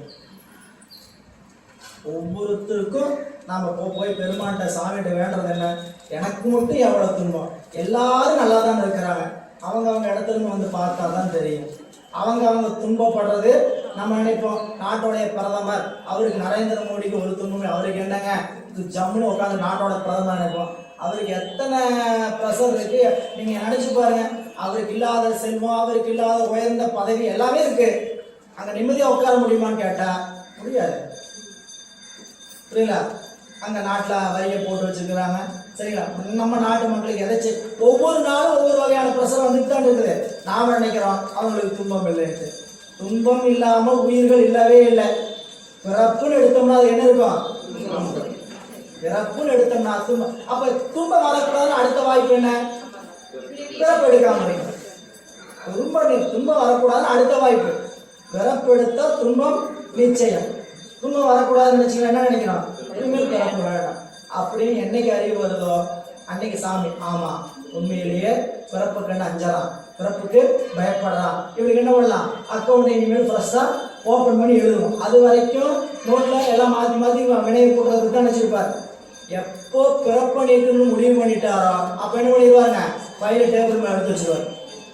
அது வரைக்கும் அக்கௌண்ட்ல எழுதி போட்டு உரமாக போட்டுருந்தாலும் எடுத்து அக்கௌண்ட் என்ன பண்ணுவான்னு கேட்டீங்கன்னா தினம் வாசிக்க ஆரம்பிச்சுவார். என்ன பண்ணிருக்கு நான் எடுத்து இன்னைக்கு என்ன பண்ணணும் அப்படி. எனவே இங்கே அவன் அருளை பெறுவதற்கு அவனை நினைத்து நிற்றலே செய்யத்தக்கது. இறைவனை சொல்றார். இறைவன் பிழைக்க நின்றார் பக்கம் பேணி நின்றானே. இறைவனை நினைக்காமல் யார் நிற்கிறாங்களோ அவங்களுக்கு இருந்து அவர் என்ன பண்றாங்களா? விலகி நிற்கிறாராம். பிழைக்க நின்றார் பக்கம் பேணி நின்றானே சொல்றார். இறைவன் நினைப்பவர் பக்கம், அதான் சொன்னார் நினைப்பவர் மனமே கோயிலா கொள்வான். அப்புறம் சுவாமி நினைப்பவர் மனமே கோயிலா கொள்வான் என்று காட்டினார்.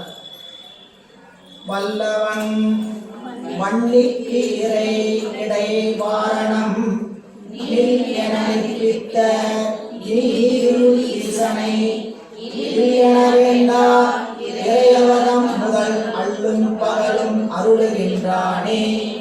பாடல்ல கடவுள் இல்லை அப்படின்னு நினைக்கிறீங்களா? உங்களுக்கு நான் ஒரு ஏது காட்டுறேன். கடவுள் இருக்கிறார் என்பதற்கான ஒரு காரணம் சொல்றேன். கடவுள் இல்லை என்பதற்கு ஏது காட்டி விளக்கிறார். என்னன்னா இந்த கடலுக்குள்ள தீங்கிற ஒன்றை வச்சிருக்கிறார் இறைவன். வடவை தீயின் பேரு. அந்த தீய பெருகாம அதுக்குள்ள பேசாம அமைதியாருன்னு வச்சிருக்கிறார். இந்த இயக்கத்தை எல்லாம் இறைவன் இயக்குகின்ற நிலைப்பாடு. அதனாலதான் சொன்னாங்க ஆட்டுவித்தால் ஆரொருவர் ஆடாதாரோ. இறைவன் ஆட்டு வைக்கிறான், நாம ஆடுகிறோம். நம்மளை மட்டும் இல்ல, அசைகின்ற பொருள் அசையா பொருள் அத்தனையும் இறைவனுடைய இயக்கத்தினாலதான் இயங்குதுங்கிறத இன்னைக்கு விஞ்ஞானம் கண்டுபிடிச்சிருக்கு. சரிங்களா? நாசாவில் இறைவனுடைய கடவுள் அணுங்கிற தோளோட இயக்கம் தான் உயிரினுடைய அறிவுல உயிருக்குள்ள ஒரு இயக்கமாக ஆராய்ச்சி பண்ணி எடுத்திருக்கிறாங்க. எனவே கடவுள் இல்லை அப்படின்னு சொல்லாதீங்க. ஏன்னா உலகில் எல்லாம் வல்லவனாய் இறைவன் எப்படிப்பட்டவன்? வல்லவன். எல்லாம் வல்லவனாய் கடல் நீரை தீக்கடவுளாகிய வடவையிடத்து அடங்கி நிற்க என மிகுந்து வாராமல் நிற்க செய்த அருளானை. சாமி என்ன பண்ணிருக்கிறாரு? அருள் ஆணை சொல்லியிருக்கிறார். கடலுக்குள்ள தீய நீ மிகுந்து வராமல் தங்கி நில் அப்படின்னு செய்த சிவபெருமானை நுண்ணுணர்வின்றி வல்லவன் வன்னிக்கு இறை. வன்னிக்கு என்னடுங்க? தீ. வன்னி என்பது தீ, தீக்கடவுள். தீக்கடவுள் வன்னிக்கு இறைனா தீக்கு கடவுளாகிய அக்னி.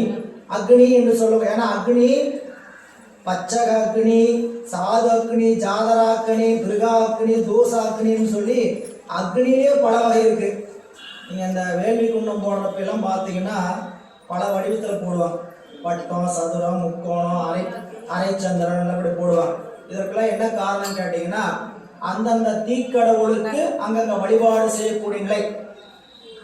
தீக்கடவுள் அப்படி இங்க சொல்ற தீக்கடவுள் இறை, வன்னிக்கு இறை தீக்கடவுள். வாரணம் இடை. இங்க வாரணம் இடைங்கிறது என்ன கேட்டீங்கன்னா கடலுக்கு நடுவில் தீக்கடவுளாகிய அக்னிய கடலுக்கு நடுவுல நில் என நிற்பித்த நீதியுள் ஈசனை. கடவுளுக்குள்ள வன்னி என்ன பண்ணிருக்கிறாரு? நில் அப்படின்னு நிற்க வச்சிருக்கிறார்.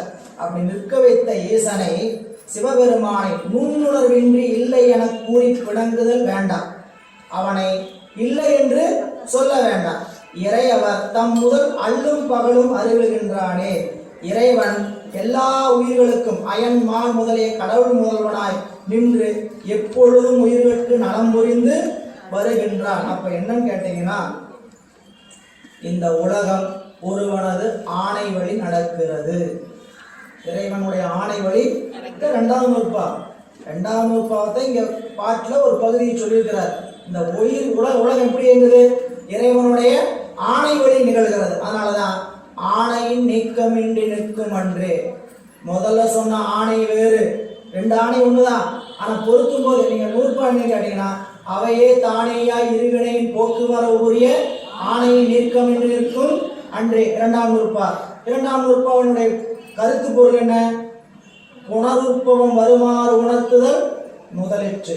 அதுல இறைவன் தன் ஆணையாகிய சக்தியின் வாயிலாக உயிர்களுக்கு பிறப்பிறப்புகளை கொடுப்பான். அப்படி இருக்கிற இறைவன் உயிர் சக்தியோடு பிரிப்பின்றி நிற்பான். ஆணையின் நீக்கமின்றி நிற்கும் என்றே முடிப்பார். அப்படி சக்தியாகிய தன்னுடைய ஆணை, அந்த ஆணையின் வாயிலாக இந்த உலக உயிர்களையும் இந்த உலகத்தின் சடப்பொருள்களையும் தன் ஆணை வழி செலுத்துகிறான் என்பதுதான் 2ஆம் நூற்பா. சரிங்களா? அப்ப இங்க அவங்க காட்டுறார், இறைவன் தம் முதல் அல்லும் பகலும் அருளுகின்றானே. தன்னுடைய அடியவர்களுக்கும் தன்னை நோக்கி தொழாதவர்களுக்கும் இறைவன் அல்லும் பகல் அருளுகின்றானே அப்படின்னு காட்டுறார். மகிழ்ச்சி பொங்க குறைவர கொடுத்து வந்தார். தேடிய மாடு நீடு செல்வம் 2 சொல்றார். தேடிய மாடு தான் இதுவரை ஈட்டிய செல்வம் தேடிய மாடு, நீடு செல்வம் தன் முன்னோர்கள் சேர்த்து வைத்த செல்வம். எல்லாவற்றையும் எதுக்கு நினைச்சாராம்? தேடிய மாடும் நீடு செல்வமும் தில்லை மன்றுள் ஆடிய பெருமான் அன்பர்க்கு ஆவன. ஆடிய பெருமான் அன்பர்க்கு ஆவன ஆகும் என்று நினைச்சுக்கிட்டு நாடிய மனத்தினோடு நாயன்மார் அணைந்த போது யாராவது எதையாவது விரும்பி வந்தார்கள் என்றால் அவருக்கு எப்படி கொடுத்தாங்கன்னா கூடிய மகிழ்ச்சி பொங்க குறைவர கொடுத்து வந்தார். சேர்த்து செல்வம் சரிங்களா? சரி, நம்ம சேர்த்து வைக்கணும், வாழ்க்கைக்கு தேவையானதை வச்சுக்கணும் அப்படிங்கெல்லாம் சரி. நம்ம வாழ்க்கைக்கு அபரிதமானதை ஒன்றை வச்சுக்கணுமா? சரிங்களா? அப்படி இருக்கிறவங்க சிவனடியாரெல்லாம் இருக்கிறது இல்லை. சிவனடியார் தானே இந்த திருக்கூடத்தில் வந்து இருக்கிறாங்கன்னா பெரிய பெரிய செல்வத்தை சேர்த்து நினைப்பு இருக்கிறவங்கள என்ன பண்ண முடியாது, இங்கிருந்து லெஃப்ட் ஆயிடுவாங்க. அவங்களுக்கு செல்வம் தான் குறிக்கோளா இருக்கும். செல்வம் தான். அப்ப என்ன, வாழ்க்கை ஓடணும், சம்பாதிக்கணும், சேர்த்தணும். எனக்கு சேர்த்தனே, என்னுடைய மகனுக்கு சேர்த்தனே, என்னுடைய பேரனுக்கும் சேர்த்தியாச்சு. சரிங்களா? சரி, இப்படி சேர்த்து வச்ச வாழ்க்கை அவங்க அதுல வந்து அனுபவத்துக்குரியவர்களாக ஆவார்களான்னு கொஞ்சம் சிந்திச்சு பாருங்க. ஐயா சொல்லும்போது சொல்லுவார், நீங்க ஆசையா உங்க பையன் வந்து வசிக்கணுங்கிறதுக்காக ஒரு பெரிய கட்டடம், அருமையான பங்களா, சரிங்களா, நல்லா பார்த்து அழகா கட்டினீங்க. 3 BHK, பையனுக்கு 1, பொண்ணுக்கு 1, எனக்கு 1. சரிங்களா?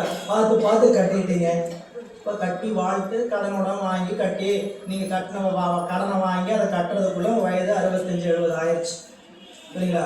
பையன் கல்யாணம் ஆகி பேரம்பேத்தியில் பிறந்தாச்சு. அவனுக்கு வேலை US, UK, சென்னை, பெங்களூர், பூனே, டெல்லி, பாம்பே போயிட்டான். குடும்பத்தோடு கூட்டிகிட்டு அங்கே போயிட்டான். 2 பிள்ளை பக்கத்தில் ரொம்ப தூரமாக கட்டி கொடுவாங்க. நீங்கள் ஒரு தூரத்தில் கட்டி கொடுத்து கோயம்புத்தூர் எங்கேயாவது ஆண்டுக்குள்ளே கட்டி கொடுத்துருந்தீங்க வச்சுங்க, வீட்டில் கூட்டுறது கூட ஆள் இருக்க. 3 BHK ரூமை கூட்டுறது கூட ஆள் இருக்கு. நம்மளுக்கு என்ன வயசாகி போச்சு? 65-70. அங்கிருந்து என்ன பண்ணுவாங்க? பணம் அனுப்புகிறோம்ப்பா, பணம் அனுப்புகிறோம்மா.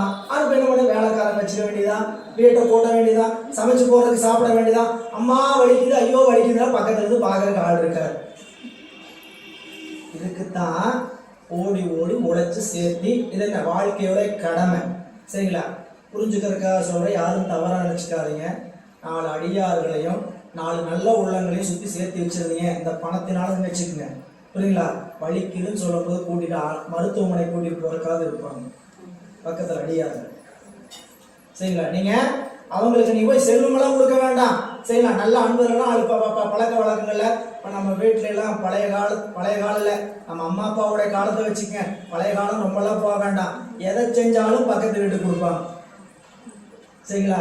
ஒரு தனியாக ஒருத்தருக்கு 2 பேரும் செய்யவே மாட்டாங்க. வீட்டில் செஞ்சால் தக்காளி சாதம் பிரியாணி செஞ்சோம்னா என்ன பண்ணிடுவாங்க, பக்கத்து வீட்டுக்கு ஒரு கப்பு போகும். சட்னி அரைச்சாங்கன்னா ஒரு டம்ளர் போகும். எல்லாம் பக்கத்து வீட்டுக்கு போகும். சரிங்களா? ஏன், நாளைக்கு உடம்பு நிலை முடியாமல் இருக்கும்போது இதோ அவங்க நம்மளுக்கு உதவினாங்க அப்படின்னு என்ன பண்ணுவாங்க, ஓடி வந்து நிற்பாங்க.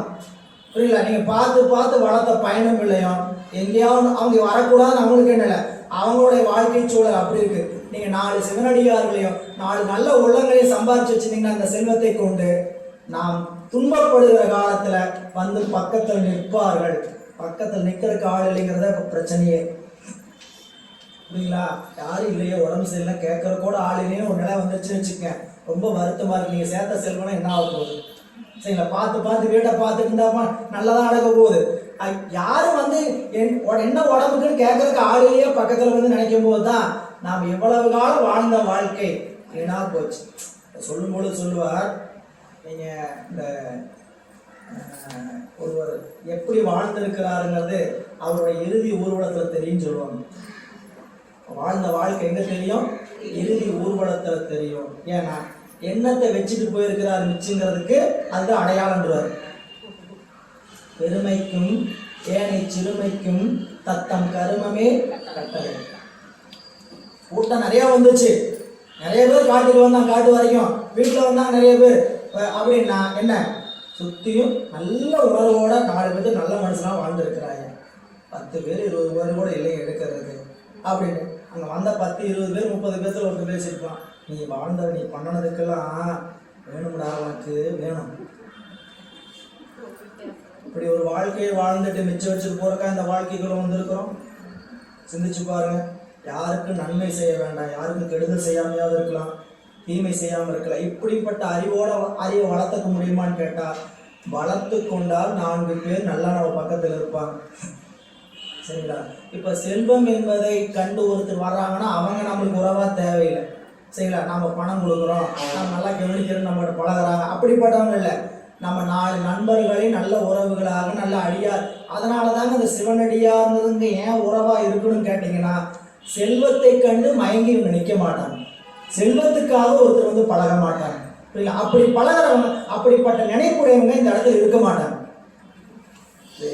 வள்ளுவரே அறிவர் சொல்லிட்டு போயிட்டார், இருவேறு உலகத்து இயற்கை திருவேறு தெள்ளியராதலும் வேறு. உலகத்து இயற்கை இருவேறு. என்ன? நல்ல ஞானத்தை பெறுகின்றகிட்ட செல்வம் இருக்காது, செல்வம் உடையவன்கிட்ட ஞானம் இருக்காது.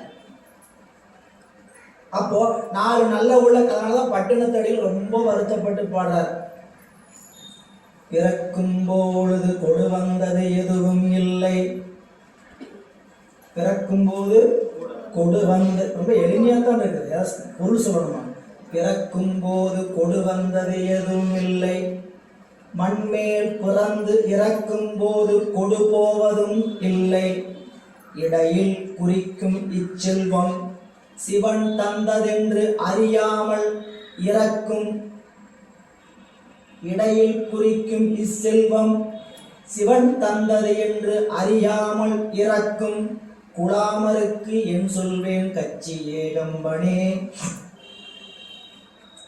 இப்போ இடையில வந்த செல்வம் சிவபெருமான் அவர் பட்டினத்தாருடைய வாழ்வை பார்த்தீங்கன்னா, யாராவது கையை நீட்டினாங்கன்னா, கை நீட்டுவது இப்படிப்பட்டவர் நினைக்காத, கையேந்துகின்ற ஒவ்வொரு கரமும் ஈசனின் கரம் நினைச்சு படாது. கேட்பது ஈசன் கேட்கிறான், ஈசன் வந்து பிச்சை கேட்கிறான். இப்ப நீங்க உங்கள்கிட்ட கொடுக்க மாட்டேன்னு எப்ப அறிவு நினைச்சிட்டு இருக்கோம்?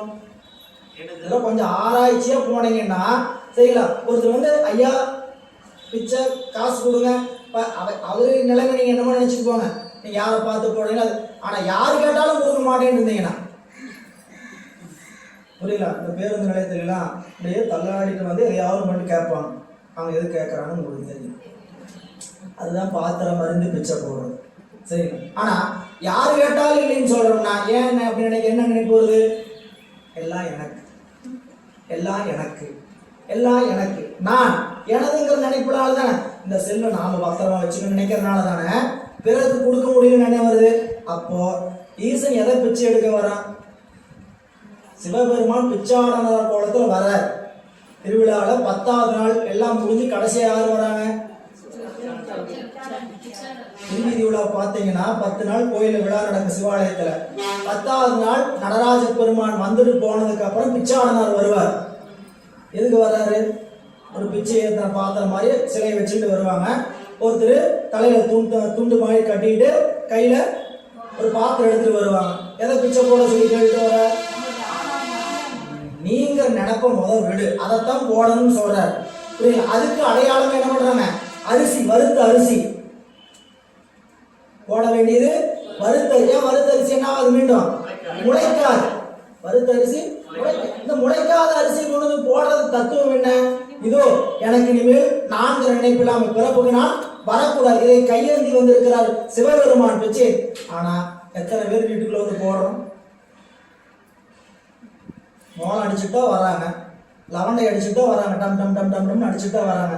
100 வீடு இருக்குன்னா 10 வீட்டுல இருந்து கூட வெளியே போட மாட்டாங்க. ஏன்? நன்னெறி அறியாமல் நடுவுகின்றாரே ஈசனை நன்மை. இப்ப இறைவன் கோயிலிருந்து திருவீதிக்கு வந்த அவசியம் என்ன? அவர் கோயில போய் பார்க்க முடியாதவங்களுக்கும் அருள் செய்யணுங்கிறதுக்காக என்ன பண்றாரு? நம்ம தேடி வீதிக்கு வர வேண்டிய அவசியம். மாதவிடாய் காலமா கோயிலுக்கு போக முடியல, உடம்பு ஊனத்தினால கோயிலுக்கு போக முடியல, வேறு உடற்பிணியினால கோயிலுக்கு போக முடியலைங்கிறவங்களுக்கு கூட அருள் செய்யணுங்கிறதுக்காக இறைவன் என்ன பண்றாரு? வீதி இறங்கி வருகிறார். அப்படி இருந்தும் நன்னெறியாமல் நழுவுகின்றாரே. எண்ணிலி ஈசர் எம்மிறைப்பாய், எண்ணிலி பாவிகள் எம்மிறை ஈசனை நன்னெறியாமல் நழுவுகின்றாரே. நம்மளோட நிலை இப்படித்தான் நேர்த்து இருந்ததுன்னு நினைச்சிருக்கேன். நாம யாரும் ரொம்ப சிவபெருமான் மேல அப்படி இல்லை, நேற்று நாம் அங்கதான் இருந்தோம். அப்ப இப்படி இருக்கிறவங்களை எல்லாம் 4 பேருக்கு நல்லவர்களாக நெறி காட்டும். வந்தோம், நமக்காக வாழ்ந்தோம், செத்தோம் அப்படிங்கிற வாழ்க்கைக்கு நம்ம வரல. சரிங்களா? நமக்கு ஒருவர் கொண்டு வந்து நன்னெறியை கையில கொடுத்துருக்கிறாரா? நீங்க என்ன பண்ணுங்க? இந்த நன்னெறியை 4 பேருக்கு கொடுத்து பழகுங்க. சரிங்களா? உங்களால செல்வம் கொடுக்க முடியுமா? கொடுங்க. கொடுக்க முடியலையா? இதோ இந்த ஞான செல்வத்தை 4 பேருக்கு கொண்டு போய் கொடுங்க. புரியுங்களா? இது எவ்வளவு பெரிய வாய்ப்பு! இப்படி தேடிய மாடு நீடு செல்வம் தில்லை மன்றுள் ஆடிய பெருமான் அன்பருக்கு ஆவன ஆகும் என்று நீங்க பாருங்க, உங்களுக்கான வாழ்க்கையை நீங்க வாழ்ந்தீங்கன்னா சிவம் என்ன நினைப்பான்னு கேட்டீங்கன்னா, அவருக்குரிய வாழ்க்கை அவர் வாழ்ந்துக்கிறேன்னு முடிவு பண்ணிட்டாரு. அவன் போக்கில் வாழட்டுன்னு அவர் போக்கில் விட்டுருவார். அதுவே சிவத்துக்குரிய வாழ்க்கையை நான் வாழ்றேன், சிவபெருமான் பொருட்டு நான் அவருக்கு பணி செய்யற வாழ்க்கையை வாழன்னு வாழ்ந்தோம்னா, நமக்காக வேலை செய்யறாங்க அவனை நாம கவனிச்சுக்கிறியான்னு கவனிச்சுக்குவார். நீங்க உலகிலேயே இப்படித்தான். சரிங்களா? ஒரு முதலாளிக்கு நீங்க வேலை பார்த்தீங்கன்னா, சரிங்களா, வேலைக்கு போனேன் 8 மணி நேரம் வேலை, 12 மணி நேரம் வேலை, பணம் வேலை செஞ்சீங்கன்னா அவங்களெல்லாம் முதலாளி என்ன பண்ண மாட்டாரு? அறிவுக்குள்ள கூட ஒரு நிறுவனத்தில் ஒரு ஃபேக்டரி தொழிற்சாலையில் 1000 பேர் வேலை செய்கிறாங்க. 1000 பேர்த்துல 4 பேர் சின்சியராக இருப்பாங்க. முதலாளிக்கு தெரியும் இந்த 4 பேர் சின்சியராக இருக்கிறாங்க. சரிங்களா? அவங்களுக்கு தேவையானது யார் கவனிச்சுக்குவாங்க? மற்றவங்களுக்குலாம் சம்பளம், 4 பேர் சின்சியராக இருக்கிறவங்களுக்கு வெகுமதி. 4 பேர் சின்சியரா இருக்கவங்களுக்கு வெகுமதி. அப்ப நீங்க சிவபெருமான்ட்ட நம்மளால இப்படி சின்சியரா நாம ஊழியனாக இருக்கணும், உண்மை ஊழியனாக இருக்கணும்னு நினைச்சாதான் நம்மளுக்கு அந்த வெகுமதி வந்து சேரும் இல்லையா? அப்ப இங்க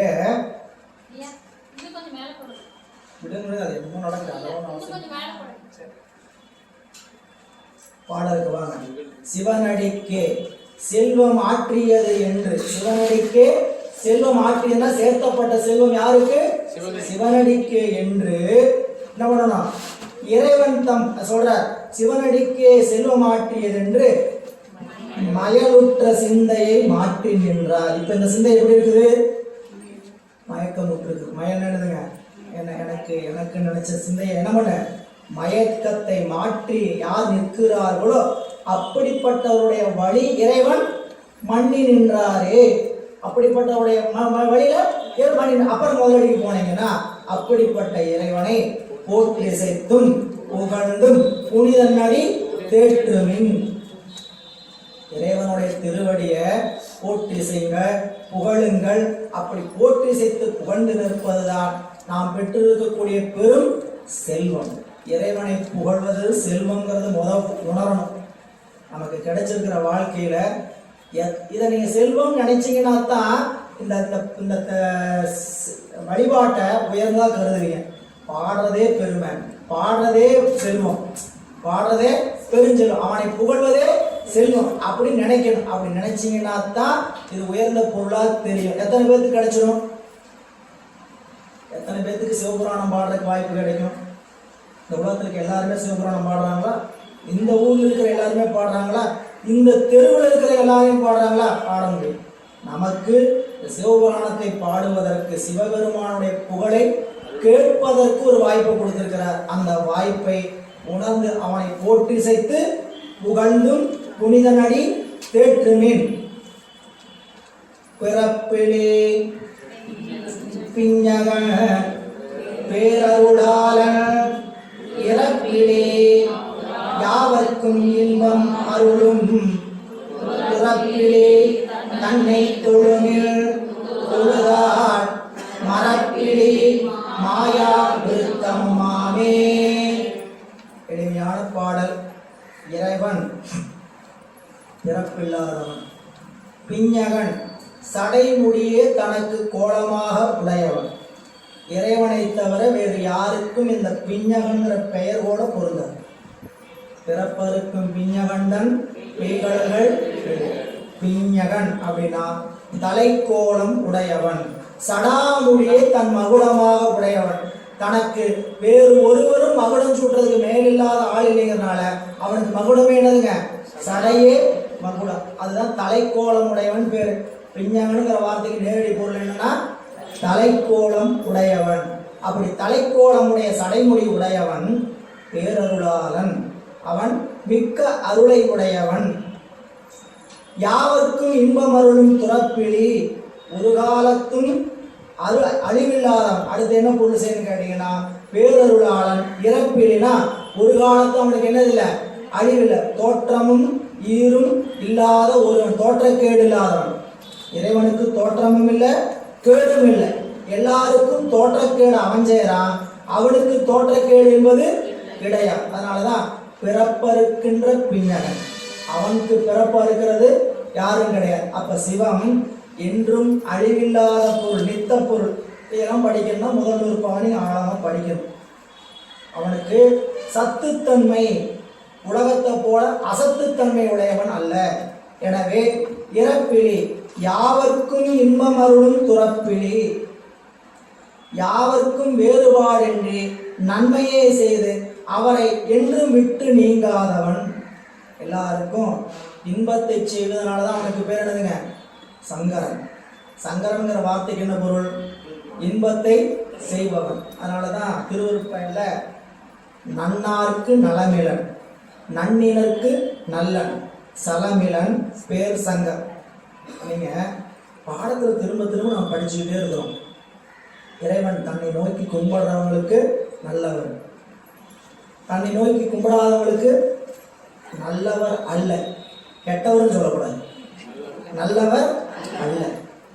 நோக்கி வழிபாடு செய்பவருக்கு நல்லவன், நோக்கி வழிபாடு செய்வதற்கு, நோக்கி வழிபாடு செய்யாதவருக்கு நல்லவன் அல்ல. நீங்க அந்த நல்லவன்கிற வார்த்தைக்கு நன்மைங்கிறது எதை முதல் புரிஞ்சுக்கணும். எது நன்மை? நன்மைங்கிறது சிவபெருமான் தருகின்ற அருள், அதில் அனுபவிக்கின்ற இன்பத்துக்கு பேர் தான் நன்மைன்னு பேரு. புரியுங்களா? இப்ப இறைவன் தன்னை நோக்கி வழிபாடு செய்வதற்கு நல்லவன்னா நன்மை செய்வோம்னா என்ன நன்மை செய்வான்? அவனை தருகின்ற நன்மையை செய்வான். புரியல? தன்னை நோக்கி வழிபாடு செய்யாதவர்களுக்கு உலகமாகிய நன்மையை செய்வானே தவிர கெடுதல் செய்ய மாட்டான். என்ன நன்மை கொடுப்பார்? உலக நன்மையை கொடுப்பாரே தவிர தானாகிய நன்மையை தரமாட்டார். நன்னினார்க்கு நல்லன், நன்னாதவருக்கு நல்ல நல்ல. அதனால சொன்னார் நலமிலன் நன்னார்க்கு, நன்னினர்க்கு நல்லன். அவன் பேர் என்ன?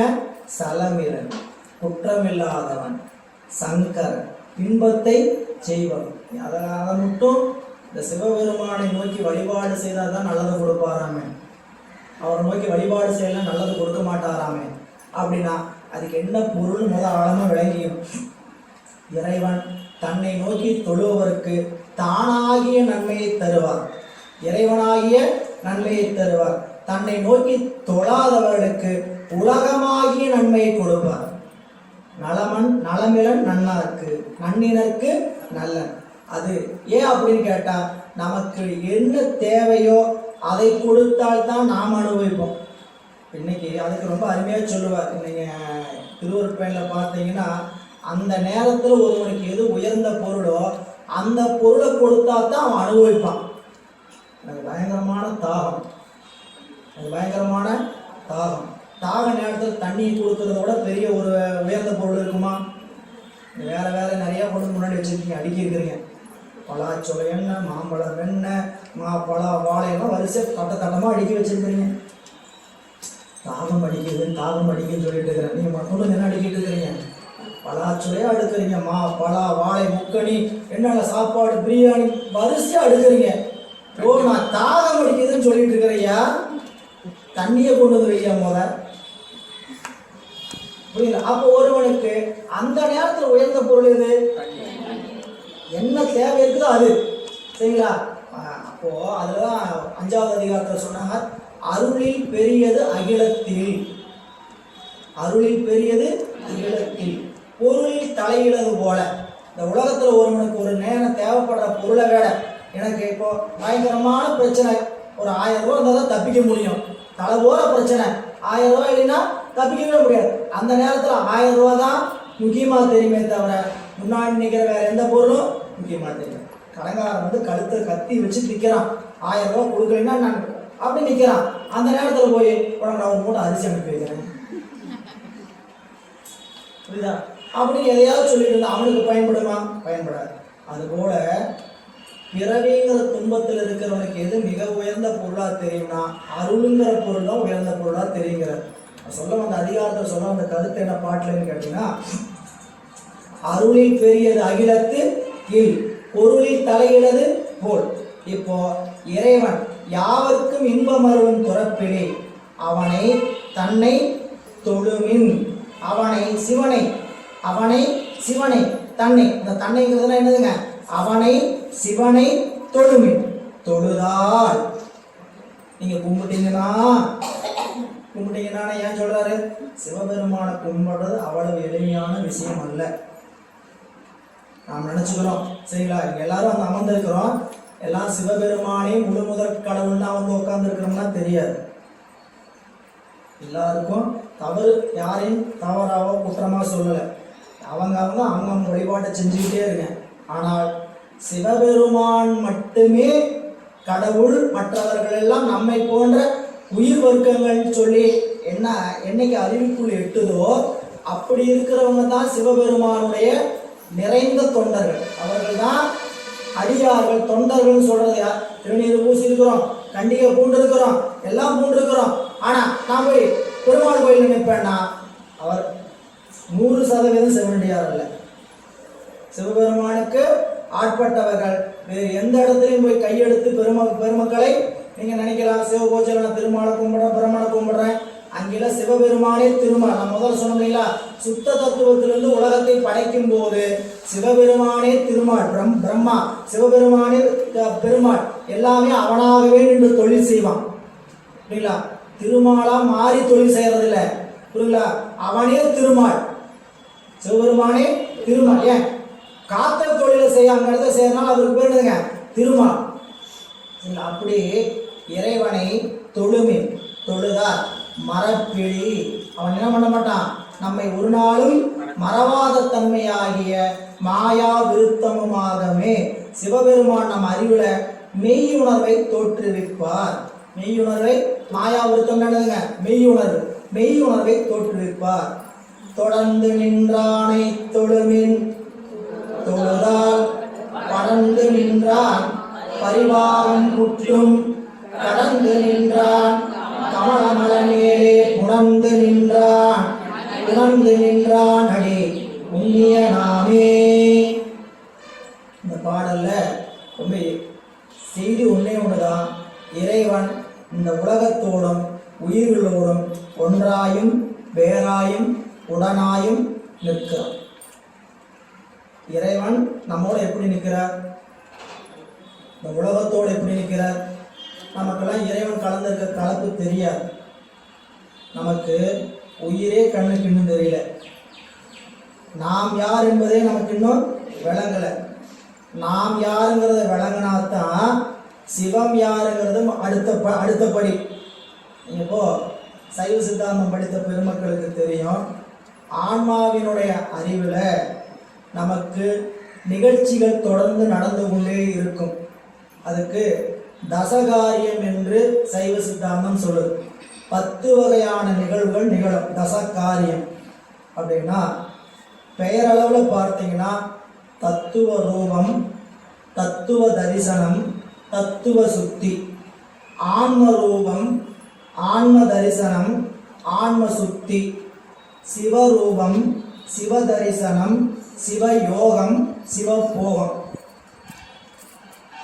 தத்துவம் அப்படின்னா என்ன? நமக்கு வழங்கப்பட்டிருக்கக்கூடிய உடலும் உடம்பும் தத்துவ கூட்டங்களால் ஆனது. அவ்வளவுதான். ரொம்ப கஷ்டமானதுன்னு வச்சுக்காதீங்க, ரொம்ப எளிமையாக உள்ளவாங்க. நமக்கு இறைவன் கொடுத்திருக்கக்கூடிய உலகமும் உடம்பும் எதனால் ஆனது? தத்துவ கூட்டங்களால் ஆனது. அந்த தத்துவங்கள் என்னங்கிறது சித்தாந்தத்தில் விரிவாக படிக்கணும். புரியுங்களா? நிலைமை, நெருப்பு, காற்று, ஆகாயம் சொல்லக்கூடிய 5 பூதம், செவி, தோல், கண், நாக்கு, மூக்கு என்று சொல்லக்கூடிய ஞானேந்திரியங்கள் 5, வாய், கால், கை, எருவாய், கருவாய் என்று சொல்லக்கூடிய கண்மேந்திரியங்கள் 5, ஓசை, ஊறு, ஒளி, சுவை, நாற்றம் என்று சொல்லக்கூடிய தன்மாத்திரைகள் 5, மனம், புத்தி, அகங்காரம், சித்தம் என்று சொல்லக்கூடிய அந்த கரணம் 4, வித்யா தத்துவம், மாயை, காலம், ஏதி, கலை, வித்தை, அராகம், புருடன், சுத்த வித்தை என்று சொல்லக்கூடிய 7 வித்யா தத்துவங்கள். சிவதத்துவம் என்று சொல்லக்கூடிய சுத்த வித்தை, மகேஸ்வரம், சாதாக்கியம், இந்து, நாதம் என்று சொல்லக்கூடிய சுத்த வித்தம் 5, சுத்த தத்துவம் 36 தத்துவம். இதையெல்லாம் கண்ணுக்குள்ள அட்டவணையா வச்சுக்குங்க. அவ்வளவுதான். தெரியலையா? இந்த உலகம் எப்படிப்பட்டது? தத்துவ கூட்டங்களால். நம்ம உடம்பு எப்படிப்பட்டது? தத்துவ கூட்டங்களால், கருவிகளால் ஆனது. இந்த பேரை படிச்ச பாருங்க. பெயர் அளவுல முதல் தெரிஞ்சுக்கிட்டீங்கன்னா தத்துவ ரூபம். கடைக்கு போனீங்க, கடையில் பொருள் பட்டியல் போட்டிருக்கிறாங்க, சரிங்களா? இந்த பிஸ்கட் 100%க்கு 100 ரூபாய், 200 ரூபாய்க்கு 100 ரூபாய் ஆஃபர். அந்த பொருள் என்னன்னு மட்டும்தான் உங்களுக்கு தெரிஞ்சிருக்கு. என்னதுங்க? ஒரு பொருள் இப்போதான் மார்க்கெட்டில் புதுசாக லான்ச் பண்ணுறாங்க. இப்போ அந்த பொருள் எப்படி இருக்குன்னு உங்களுக்கு தெரியுமா? தெரியாது. அந்த பொருளோட பேர் மட்டும் என்ன பண்ணியிருப்பாங்க? விளம்பரம். இதுக்கு பேர் தத்துவ ரூபம். புரியுங்களா? இந்த பொருளை வாங்கினீங்க, என்ன பண்ணீங்க? பயன்படுத்தினீங்க, பிரிச்சிங்க. இந்த பொருள் இந்த பொருள்னு தெரிஞ்சுக்கிட்டீங்க. இதுக்கு பேர் என்னதுங்க? தத்துவ தரிசனம். அந்த பொருளை அனுபவிச்சு கழிச்சிங்கன்னா அதுக்கு பேர் தத்துவ சுத்தி. கடைக்கு போனீங்க, ஒரு பொருளை பார்த்தீங்க, இந்த பொருள் என்னன்னு தெரியாது, ஆனால் இதுக்கு பயன்பாடு நினச்சிட்டு வாங்குறீங்க. வாங்கும்போது அதுக்கு அந்த பொருளுடைய பயன்பாடு எப்படி இருக்குன்னு தெரியாது. அப்படி வாங்குனீங்கன்னா அதுக்கு பேர் என்னங்க? தத்துவ ரூபம். வாங்கி பயன்படுத்தினீங்கன்னா தத்துவ தரிசனம். பயன்படுத்தி அனுபவிச்சு கழிச்சிட்டீங்கன்னா அதுக்கு பேர் என்னங்க? தத்துவ சுத்தி. இப்படி நமக்கு 36 பொருள் இறைவன் கொடுத்துருக்கிற தத்துவங்களா. அதை முதல் பெயரளவில் தெரிஞ்சுக்கிட்டீங்கன்னா என்னது? இறைவன் எனக்கு பிற பொருளினுடைய செய்திகளை கேட்பதற்கு காதை கொடுத்திருக்கிறாரு. இதுக்கு பேர் என்னது? செவி. அப்படின்னு தெரிஞ்சுக்கிட்டீங்கன்னா அதுக்கு பேர் என்னங்க? தத்துவ ரூபம். இது கண் அப்படின்னு தெரிஞ்சுக்கிட்டீங்கன்னா தத்துவ ரூபம். இது வாய், தத்துவ ரூபம். இது மூக்கு, தத்துவ ரூபம். இது உடம்பு, தத்துவ ரூபம். ரெண்டாவது, செவியின் வாயிலாக என்ன பண்றீங்க? கேட்கறீங்க. வாயின் வாயிலாக சுவைக்கிறீங்க. பேசுறது தொழில், சுவைப்பது அறிவு. வாயின் வாயிலாக சுவைக்கிறீங்க, மூக்கின் வாயிலாக நுகர்கிறீங்க, கண்ணின் வாயிலாக காண்கிறீங்க, உடம்பின் வாயிலாக அனுபவிக்கிறீங்க, உணர்றீங்க. இதை முதல்ல செவி, தோல், கண், நாக்கு, மூக்குன்னு பெயர் அளவில் தெரிஞ்சுக்கிட்டீங்க. இப்போ அதனுடைய தொழிலும் தெரிஞ்சுக்கிட்ட இது பேர் என்னங்க? தத்துவ தரிசனம். இப்போ இதை அனுபவிக்கிறீங்க. அனுபவிச்சு இந்த கண் வாயிலாக, மூக்கின் வாயிலாக, வாயின் வாயிலாக அனுபவிக்கிற அனுபவம்லாம் போரும் அப்படிங்கிறது, இது நமக்கு வேறானது அப்படின்னு அறிவுக்குள்ள வந்ததுன்னா அதுக்கு பேரு தத்துவ சுத்தி. புரிஞ்சுட்டீங்களா? இன்னும் நிறைய உள்ளுக்குள்ள 36 தத்துவம் இருக்குது. சித்தாந்தத்தில் விரிவாக காண்க. உங்களுக்கு புரிஞ்சுக்கிறதுக்காக இங்க சொல்றேன். 36 தத்துவங்களையும் இறைவன் நமக்கு உடம்பாகவும் உலகாகவும் கொடுத்திருக்கிறார். அதுக்கு பேர் என்னதுங்க? தத்துவங்கள். அந்த தத்துவங்களை ரூபமாகவும் தரிசனமாகவும் நீங்கி நிற்பதும் ஆக சுத்தியுமாக இருக்கிறது பேர் 3 நிலை. ஆன்மாவினுடைய அறிவுல 10 நிகழ்ச்சி நடக்கும். அந்த நிகழ்ச்சிக்கு பேர் என்ன? 10 நிகழ்ச்சி நடக்கிறதுக்கு பேர் என்ன? தசகாரியம். அதுல 3 நிகழ்ச்சி சொல்லியிருக்கேன். என்னன்னது? தத்துவ ரூபம், தத்துவ தரிசனம், தத்துவ சுத்தி. அடுத்தது ஆன்ம ரூபம், ஆன்ம தரிசனம், ஆன்ம சுத்தி. உயிர் என்பது எது? புரியுங்களா? உயிர் என்ற ஒரு பொருள் இருக்குதுன்னு தெரிஞ்சுக்கிட்டீங்கன்னா அதுக்கு பேர் என்னதுங்க? ஆன்ம ரூபம். உயிர்னு ஒரு பொருள் இருக்கிறது பொதுவா தெரிஞ்சுக்கிட்டீங்கன்னா அதுக்கு பேரு ஆன்ம ரூபம். உயிர், சடம், உலகம். இப்ப நமக்கு தத்துவ தெளிவாக கொடுத்துருக்காங்களா? உயிர் அறிவு பொருள், உலகம் சடப்பொருள் தெரிஞ்சுக்கிட்டீங்கன்னா அதுக்கு பேர் என்னதுங்க? தத்துவ தரிசனம். முதல்ல இப்படி உயிர்னு ஒரு பொருள் இருக்குன்னு தெரிஞ்சுக்கிட்டீங்கன்னா ஆன்ம ரூபம். உயிர் அறிவு பொருள், உலகம் சடப்பொருள், உடம்பெல்லாம் சடப்பொருள் வேறுபடுத்தி தெரிஞ்சுக்கிட்டீங்கன்னா அது பேரு ஆன்ம தரிசனம். நமக்கு இந்த சடப்பொருள் ஆகிய உலகப் பொருள் எல்லாம் வேறானது. அந்த பொருள் நமக்கு பகை பொருள், நமக்கு உறவு பொருள் சிவம்னு தெரிஞ்சுக்கிட்டீங்கன்னா அதுக்கு பேர் என்னங்க? ஆன்ம சுத்தி. புரியுதுங்களா? உடம்பு கொடுத்திருக்கிறாரு, உலகத்தை கொடுத்திருக்கிறாரு. இது தத்துவங்கள். தத்துவங்களை பெயரளவில் தெரிஞ்சுக்கிட்டீங்கன்னா தத்துவ ரூபம். தத்துவங்களை குணம், தொழில் தெரிஞ்சுக்கிட்டீங்கன்னா அதுக்கு பேரு தத்துவ தரிசனம். அதிலிருந்து அது சடப்பொருள் விலகி நின்னீங்கன்னா அதுக்கு பேரு தத்துவ சுத்தி. அனுபவிச்சு கழிச்சீங்கன்னா அதுக்கு பேரு தத்துவ சுத்தி. நான் யார் அப்படிங்கிற ஆராய்ச்சியில ஆன்மான்னு ஒரு பொருள் இருக்குன்னு தெரிஞ்சுக்கிட்டீங்கன்னா அதுக்கு பேரு ஆன்ம ரூபம். ஆன்மாவும் உலகமும் வேறு வேறு. அது நான் அறிவு பொருள், அது ஜட பொருள் பிரிச்சறிஞ்சிங்கன்னா ஆன்ம தரிசனம். நான் பகை பொருளோடு சேரக்கூடாது, உறவு பொருளோடு தான் சேரணும். சடப்பொருள் நமக்கு பகை பொருளா இல்லையா? சடப்பொருள் பகை பொருளா இல்லையா? அந்த முடிவு வாங்க. முதல்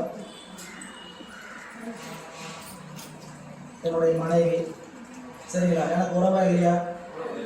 உயிரோட சம்பந்தப்பட்ட. என் வீட்டில் மேசை இருக்கு, டேபிள் இருக்கு, ஜடப்பொருள். இது உறவு பொருளா? போகிற இடத்துல இதை விடாமல் தூக்கிட்டு போக முடியுமா? நம்மவே கூட்டிட்டு போறதில்ல. உறவு பொருளை தானே கூட அழைச்சிட்டு போக முடியும். சடப்பொருள் அழைச்சிட்டே போயிட்டு இருக்க முடியுமா?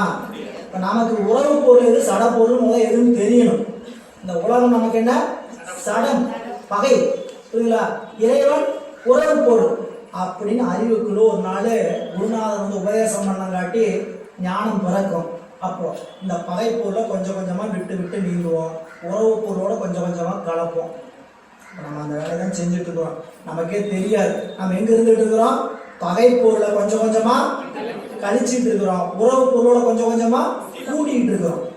இதுக்கு பேரு ஆன்ம சுத்தி. உயிர் என்ற ஒன்று இருக்குதுன்னு தெரிஞ்சுக்கிட்டீங்கன்னா ஆன்ம ரூபம். உலகம் நமக்கு வேறானது, நாம் அவற்றுக்கு வேறானது தெரிஞ்சுக்கிட்டீங்கன்னா ஆன்ம தரிசனம். நான் இவரோடு இந்த சடப்பொருளோடு உறவு வச்சுக்கூடாது, பகை. அது உறவு பொருளாகி சிவத்தோட உறவு வச்சுக்கிட்டீங்கன்னா அதுக்கு பேரு ஆன்ம சுத்தி. இப்ப எத்தனை சொல்லியிருக்குது? 6. என்னடாங்க?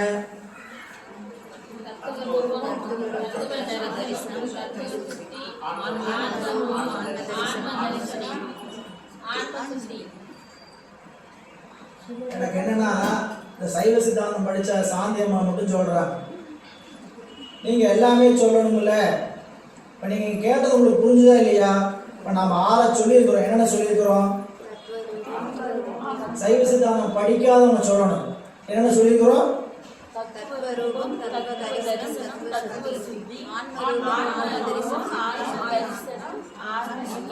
அது கஷ்டமா இருக்குங்களா? புரிஞ்சுக்கிறது கஷ்டமா இருக்கா? இல்ல. இனி அடுத்தது சிவரூபம், சிவ தரிசனம், சிவயோகம், சிவபோகம். இந்த சிவ சுத்தின்னு சொல்லக்கூடாது. சுத்தி ஆகிறதுங்கிறதுக்கு பேரு நீங்கி நிற்பது, விலகி நிற்பதுக்கு பேரு சுத்தி. உலகம் நீங்கி நிற்க வேண்டியது, நான்கிற நினைப்பு நீங்கி நிற்க வேண்டியது. இந்த ரெண்டையும் நீங்கி நிற்கிறதுனால அதுக்கு பேரு சுத்தின்னு வச்சாங்க. சிவத்தோடு கூடி நிற்கணும்னா அதுக்கு பேர் என்ன வச்சாங்க? சிவயோகம், சிவபோகம்.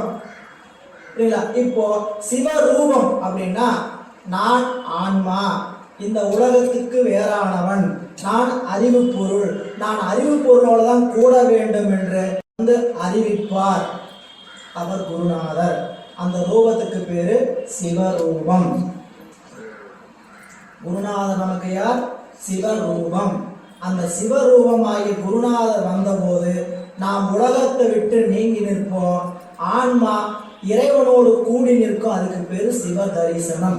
சிவங்கிற பொருளை எப்ப அறிய முடியும்னா குருநாதர் வந்து உபதேசம் செஞ்சதுக்கு பிறகுதான் அறிய முடியும்.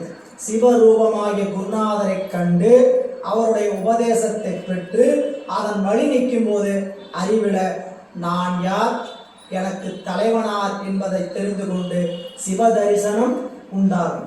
குருநாதர் சிவரூபமாக வருவார். அவர் வந்து நமக்கு உபதேசத்தை தருவார். உபதேசத்தின் வழி உரைத்து நிற்கும் போது நான்கிறதுக்குள்ள நான் என்ற ஒன்றை கடந்து சிவம் என்ற ஒரு பொருள் காட்சி போடும். அதுக்கு பேர் என்னங்க? சிவ தரிசனம். அந்த சிவத்தோடு கூடி நின்றால் சிவயோகம், அதை அனுபவித்துக் கொண்டிருந்தால் அது சிவபோகம். சிவயோகத்துக்கும் சிவபோகத்துக்கும் என்ன வேறுபாடுனா சிவயோகத்திலிருந்து நாம மீளுவோம், சிவபோகத்திலிருந்து மீள மாட்டோம். உலக வாழ்க்கையில சிவயோகம் கூடும், சிவபோகமும் கூடும். சிவபோகத்தோட கூடணும்னா அங்க தடை ஏற்படாது. மீண்டும் மீண்டும் நம்ம உலகத்தை எட்டி பார்க்க மாட்டோம். நமக்கு என்ன நிகழணும்னு கேட்டீங்கன்னா சிவயோகம் வரைதான் நிகழும். உலகத்தில் இருக்கிற வரைக்கும் எது வரையும் தான் நிகழும்? சிவயோகம். சிவயோகத்திலிருந்து சிவபோகத்துக்கு போனா மீண்டும் திரும்பி உடனே வந்துடும். அது எவ்வளவு வினாடி எவ்வளவு காலம் நீட்டிக்குன்னு சொல்ல முடியாது. பூசையில தான் நடக்கும். அதுவும் நாம் கண்ணை முடிச்சுட்டு இருக்கும்போது நடக்காது. இப்போ சில ஞானிகளுக்கு கண்ணை முடிச்சுட்டு இருக்கும்போது நடந்தது, அருளாளர்களுக்கு நடந்தது. எப்போ? சிவத்தோடு கூடி நிற்கு கலந்து நிற்கிற நிலை எங்க வேணா நிகழ்ந்தது. அப்போ 10 நிலை: தத்துவ ரூபம், தத்துவ தரிசனம், தத்துவ சுத்தி, ஆன்ம ரூபம், ஆன்ம தரிசனம், ஆன்ம சுத்தி, சிவரூபம், சிவ தரிசனம், சிவயோகம், சிவபோகம். அன்பர்களே, இந்த 10ம் அடுத்தடுத்து நடக்க நினைச்சக்கூடாது. அடுத்தடுத்து தத்துவ ரூபம் முடிஞ்சதுக்கு அப்புறம் தான் தத்துவ தரிசனம், தத்துவ தரிசனம் நடந்ததுக்கு அப்புறம் தான் தத்துவ சுத்தி நினைக்கூடாது. எப்படி படிநிலைன்னு கேட்டீங்கன்னா தத்துவ ரூபத்தை முதல் தெரிஞ்சுக்குவோம். தத்துவ ரூபம் தெரிஞ்சுக்கும் போது தத்துவ தரிசனம் நடக்கும். எப்போ தத்துவ தரிசனம் நடக்கும்னு கேட்டீங்கன்னா ஆன்ம ரூபத்தை எப்போ அறிகிறோமோ அப்போ தத்துவ தரிசனம் நடக்கும். படிநிலையை பாருங்க, புரியலன்னா பரவாயில்ல, மீண்டும் மீண்டும் அடிக்கடி வரும். அறிவு பக்குவப்பட புரியும். இன்னைக்கு புரியலைங்கிற விஷயம் நீங்க வேணா உங்க புத்தகத்தில் எழுதி வச்சுங்க. அவர் தசகாரியம் என்ற ஒன்றை சொன்னார். தசகாரியம் பெயரளவில் தான் புரிஞ்சது, அது படிநிலையில எனக்கு புரியல அப்படின்னு தேதி போட்டு எழுதி வச்சுங்க. புரியல? திருமந்திரம் படிக்கிற ஒரு நாட்கள்ல என்னைக்காவது ஒரு நாள் என்ன ஆகும், எனக்கு தசகாரியம் படிநிலையிலும் புரிந்தது அப்படின்னு ஒரு நாள் கண்டிப்பா வரும். அது எப்படி? தவத்தின் வாயிலாக நாம் பூசைய செய்ய செய்ய அவர் நெருங்க நெருங்க இந்த தசகாரியங்கிற படிநிலை அறிவுக்குள்ள விளங்கும். சரிங்களா? நான் வந்து விளக்குறது இல்லை, நான் இதையத்தான் திரும்ப அப்பயும் சொல்லுவேன். எப்போ இதுக்கு மேல இன்னும் விளக்கி சொல்லணும்னு கேட்ட கிடையாது. இதையத்தான் என்ன பண்ணுவேன்? தத்துவம் 36, தத்துவம் 36 பேரளவில் தெரிஞ்சுக்கிட்டீங்கன்னா தத்துவ ரூபம், அது எனக்கு வேற ஆளும் தெரிஞ்சுக்கிட்டீங்கன்னா தத்துவ தரிசனம் போன, இப்படி இதே தான் சொல்லுவான். அப்ப என்ன விளங்குன்னு கேட்டீங்கன்னா, ஓ நாம் இப்படிப்பட்ட பொருள், நமக்கு இது உறவு பொருள், இது பகை பொருள், இதை விட்டு இப்படி நினைக்கும். இப்படி எப்படி படிநிலை நடக்குன்னு கேட்டீங்கன்னா, இந்த உலகம் எல்லாம் சடம், இந்த உலகத்தில் இருக்கக்கூடிய பொருள்லாம் நமக்கு பகை அப்படின்னு தத்துவ ரூபம். தத்துவ ரூபம் நடக்க நடக்க தத்துவ தரிசனம் நிகழும். எப்போ தத்துவ தரிசனம் நிகழும்னா ஆன்ம ரூபம் எப்போ நிகழுதோ அப்போ தத்துவ தரிசனம். ஆன்ம ரூபம் என்ன நினைவுபடுத்தும் போதும் நான் யார், நான் யார், இந்த தத்துவ கூட்டங்கள் எது, ரெண்டுக்கு வேறுபாடு தெரிஞ்சுக்கிட்டோம்னா அதுக்கு பேர் என்னங்க? ஆன்ம ரூபம். அப்ப நான் யாரு தெரியும் போதே இந்த தத்துவ கூட்டங்கள் எனக்கு வேற ஆனது தெரிஞ்சுக்கணுமா? அப்ப ஆன்ம ரூபம் நிகழும்போது என்ன நிகழுது? தத்துவ தரிசனம். தத்துவ ரூபம் முதல் தெரிஞ்சது, அப்புறம் ஆன்ம ரூபம் தெரியும் போது என்ன தெரிஞ்சிடும்? தத்துவ தரிசனம். மூணாவது முதல் படிநிலை தத்துவ ரூபம், இரண்டாவது படிநிலை ஆன்ம ரூபம், தத்துவ தரிசனம். மூன்றாவது படிநிலை ஆன்ம தரிசனம், தத்துவ சுத்தி. மூன்றாவது படிநிலை ஆன்ம ரூபம், ஆன்ம தரிசனம், ஆன்ம தரிசனம் என்ன சொல்லுச்சு? ஆன்ம தரிசனம் என்ன சொல்லிச்சுங்க? நான் அறிவு பொருள், இவை சடப்பொருள், இது எனக்கு பகை பொருள். அறிவு பொருள் எதோட சேரணும்?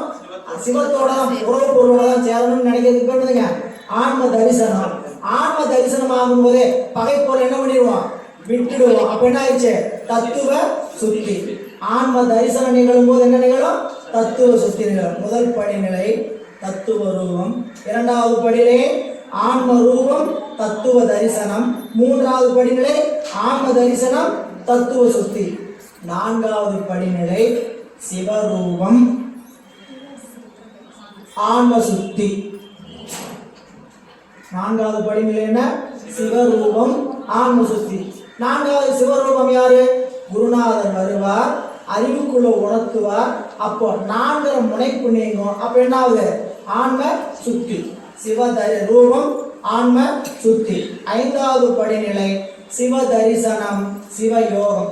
சிவம் அறிவுக்குள்ள விளங்கி தோன்றும், சிவத்தோடு கூடி நிற்போம். அப்ப சிவ தரிசனம் சிவயோகம், முடிந்த பயன் சிவபோகம். வரிசையா 6 படிநிலை நினைவுபடுத்துங்க. 10 காரியம். தத்துவ ரூபம் தத்துவ தரிசனம் தத்துவ சுத்தி, ஆன்ம ரூபம் ஆன்ம தரிசனம் ஆன்ம சுத்தி, சிவரூபம் சிவ தரிசனம் சிவயோகம் சிவபோகம். இது நம்மளுடைய அறிவுல சைவ வழிபாட்டுல சிவ வழிபாட்டில் இருக்கிறவங்களுக்கு நாள்தோறும் நிகழக்கூடிய படிநிலை.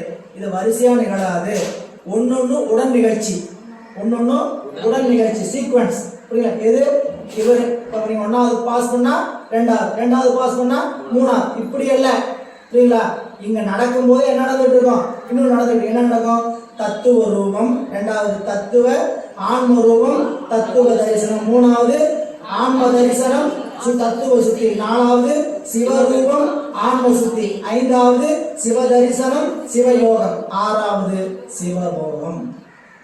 இவ்வளவுதான். இப்போ உங்களுக்கு புரியுதுதான், விட்டுருங்க.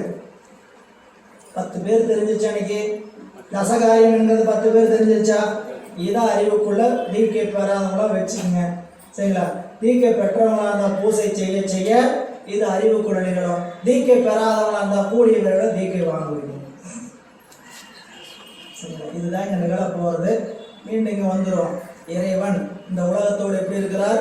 ஒன்றாயும் வேறாயும் உடனாயும். நம்மோடும் உலகத்தோடு இறைவன் எப்படி இருக்கிறாரு? ஒன்றாயும் வேறாயும் உடனாய்.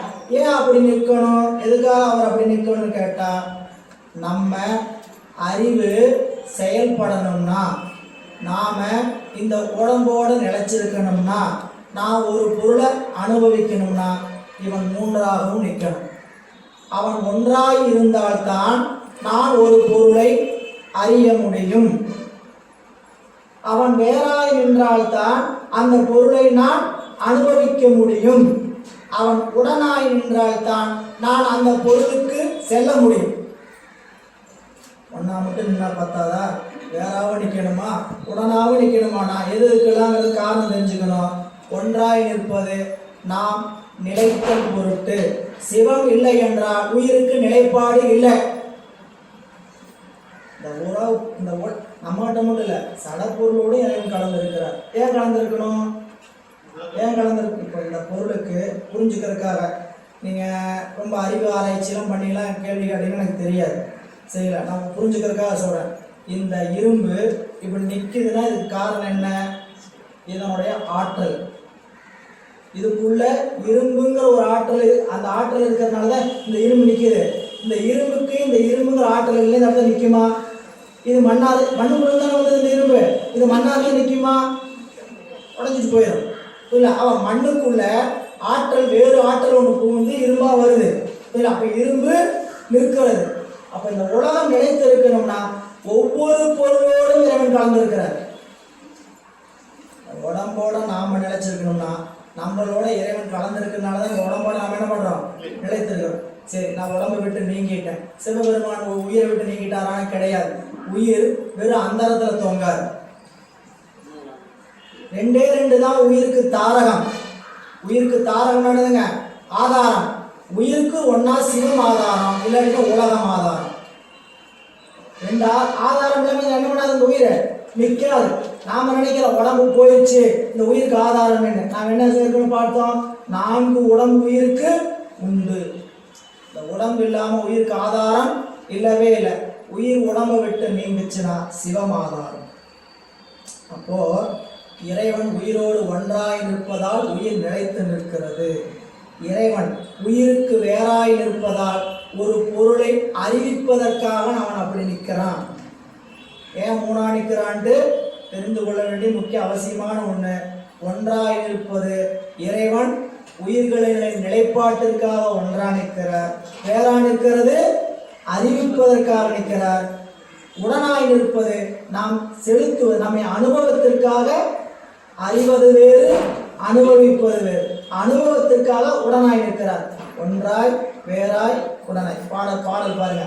தொடர்ந்து நின்றான். இறைவன் எப்படிப்பட்டவன்? தொடர்ந்து. என்ன தொடர்ந்து நின்றான்? தோன்றா துணை. தொடர்ந்து நின்றானை தொழுமின். ஏன் தொழணும்? தொழுதால் படர்ந்து நின்றான். படர்ந்து நின்றானா ஒன்றாய். படர்ந்து நின்றானா ஒன்றாய். பரிபாகமுற்று. பரிபாகம் உற்றும். பரிபாகமுற்று என்று சொல்லுகின்ற பொழுது இறைவன் எல்லாவற்றையும் தாங்குகின்ற நிலம். இந்த பாரகம் என்பது நிலமாகிய இடம். இறைவன் எல்லாவற்றையும் தாங்கி நிற்கிறார். இங்க பரிபாகம் முற்றும் என்பதற்கு எல்லாவற்றையும் தாங்கி நிற்பவன் அவன்.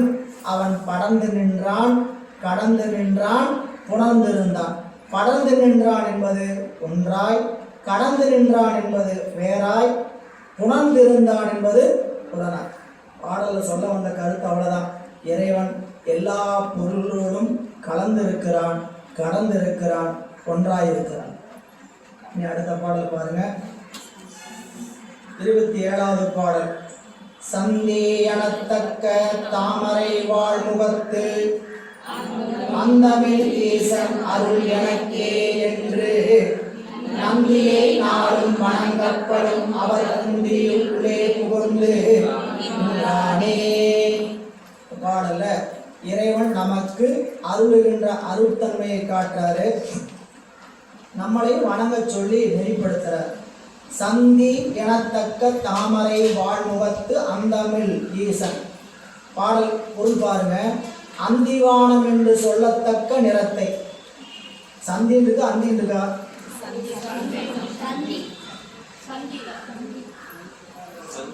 சந்தி. சந்தினா ரெண்டு நேரம் சந்திக்கிற நேரம், அது அந்தி நேரம். அந்தி நேரம் போன்ற தாமரை நிறத்தை உடைய சிவபெருமான். அந்திவானம் என்று சொல்லத்தக்க நிறத்தை உடைய தாமரை மலர் போலும் ஒளி பொருந்திய முகத்தை உடைய அறிவில்லாத சிவபெருமானுடைய திருவருள். சந்தி எனத்தக்க தாமரை வாழ்முகத்து அந்தமில் ஈசன் அருள் எனக்கே என்று. அவனை தொழும்போது எப்படி தொழணும்? அவன் எனக்கே திருவருள் உடையதாகும் என்று அவனை நாள்தோறும் உறுதியோடு வணங்குங்கள். அப்படி வணங்கினால் வணங்கப்படும் அவர் குந்தியுள்ளே புகுந்து நின்றார் ஈசன். இறைவனை ஐயத்தோட கும்பிடக்கூடாது. இருக்காரா இல்லையா, நம்பலாமா நம்பக்கூடாது, நமக்கு அருள் கிடைக்குமா கிடைக்காதா. சரிங்களா? இப்போ ஒரு வேலையை எடுத்து செய்கிறீங்க, முடிச்சிருவோம் நம்பிக்கையோடு செய்கிறங்காட்டித்தான் அந்த ஆற்றல் உள்ள அதிகமாக பிறக்கும். நம்மளால எங்கே செய்ய முடியும், நாம் எங்கே பண்ண போகிறோம் அப்படின்னு நினச்சிங்கன்னாவே அதுலேயே சோர்வு வந்துடும். புரியுங்களா? என்றைக்குமே உணர்வுக்குள்ள ஊக்கம் இருக்கணும். ஒரு செயலை நம்ம நீங்கள் திருமுறை படிச்சிங்கன்னா, அது முக்கியமாக பெரிய புராணம் போன்ற நூல்கள் எல்லாம் ஒரு நெகட்டிவ் எனர்ஜியே இருக்காது. பேச்சு அவர் சொல்லியிருக்கக்கூடிய வாக்குகள் கூட பாசிட்டிவாக தான் இருக்கும். அமங்கல சொல்ல பயன்படுத்த கூட மாட்டாங்க. நமக்கு மங்கள சொல்ல தேடி பிடிக்கணும். பேசும்போது அமங்கல சொல்ல தான் அதிகமாக ஒரு ஐயோ, என்னால் முடியாது, இல்லை, என்கிட்ட கேட்காத, பூரா இப்படித்தான். ஏன்னு கேட்டீங்கன்னா வார்த்தையில கூட அப்படி சொல்லாமல் இருக்கணுமான்னு கேட்டால், இப்போ நீங்கள் ஒரு பகுதியில் எப்படி பழகிருக்கீங்கன்னு தெரியல. சில மளிகை கடைகள்லாம் போனீங்கன்னா இல்லைங்கிற வார்த்தையை சொல்ல மாட்டாங்க. நாளைக்கு வாங்கிக்கலாம், நாளைக்கு உண்மையிலே இன்னைக்கு இல்லை, இல்லைன்னு சொல்லாமான்னு கேட்டா இல்லைன்னு சொல்கிற வழக்கம் அவங்ககிட்ட இல்லை. இல்லைன்னு சொல்கிற வழக்கம் அவங்ககிட்ட என்ன காரணம் கேட்டீங்கன்னா, இல்லை என்று சொல்ல. இப்போ நீங்கள் சாயங்காலம் இப்போ மாலை நேரங்களில் இந்த அகரகாரத்திலாம் பார்த்தீங்கன்னா எதையாவது அபசகமாக பேசக்கூடாதுன்னு விளக்கு வச்ச நேரத்தில் தேவதைகள்லாம் வந்து என்னட்டு போயிடுவாங்க, அப்படியே ஆகட்டும், ததாஸ்து ததாஸ்து பண்ணுங்க. இது நம் முன்னோர்கள் கண்ட நெறி.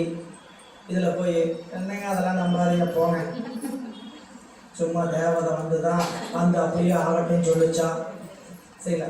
இப்போ எது வாய்ப்பு, அந்த நேரத்தில் கெட்டது பேசாமல் இருக்கிறதுக்கு வாய்ப்பு இருக்கா இல்லையா? அப்படி ஒரு தேவதை இருக்கு இல்லை வந்து அப்படியே ஆகட்டும்னு சொல்லுது சொல்லலை, நமக்கு என்ன வாய்ப்பு ஐயா? வாயை திறந்து நல்லது கெட்டது பேசாமல் இருக்கலாமா இல்லையா? புரியல, பூரா 6 மணி சீரியலை போட்டு ஒப்பேரியா வைக்க வேண்டியது.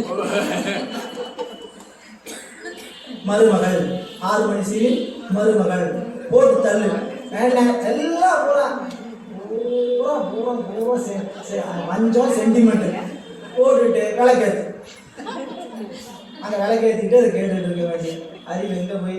நீங்கள் யோசிச்சு பாருங்க, நமக்கு என்னென்னலாம் தடை இல்லை வாழ்க்கையில். ஆனால் நீங்கள் நல்லது நடக்குது நடக்காதெல்லாம் அப்புறங்க புரியல. அந்த நேரத்தில் அந்த செயலை செய்ய வேணாம்னு சொல்கிறாங்கள, செய்யாமல் இருக்கிறதுக்கு வாய்ப்பு இருக்கா இல்லையா? உங்கள்கிட்ட இல்லைன்னா சொல்லலாம், வாய்ப்பு இருக்கா இல்லையா? ஆனால் 1/2 மணி நேரம் கழிச்சு தான் அதை தொடருங்களேன் சரிங்களா. 6 மணிக்கெல்லாம் அதை தொடர்ந்துனோம்மா, இப்படி தான் நினைப்பு. அப்போது நம்முடைய வாழ்நாளில் வழிபாடு என்பது எதுக்குன்னு கேட்டிங்கன்னா நெறிப்படுத்துவதற்கு சரிங்களா. நீங்கள் பயன் கிடைச்சா தான் வழிபாடு நினச்சிட்டே உங்களை செய்யக்கூடாது, வழிபாடு செய்கிறது தான் பயன்.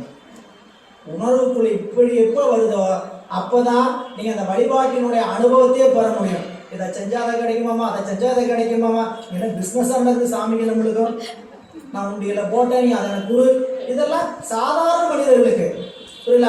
இறைவனை அணுகி நிற்கிறவங்களுக்கு அவனை கும்பிடுறதே வழிபாடே பயன்தாங்க, வழிபட்டு நிற்கிறதே பயன்தான் அப்படின்னு நினைஞ்சு வழிபட்டோம்னா சரி. நீங்கள் அவனை வணங்கி நின்றீங்க, உங்களுக்கு வணங்கி நிற்கிறவங்களுக்கு நல்லது செய்யணும்னு நினைப்பாரா நினைக்க மாட்டாரா?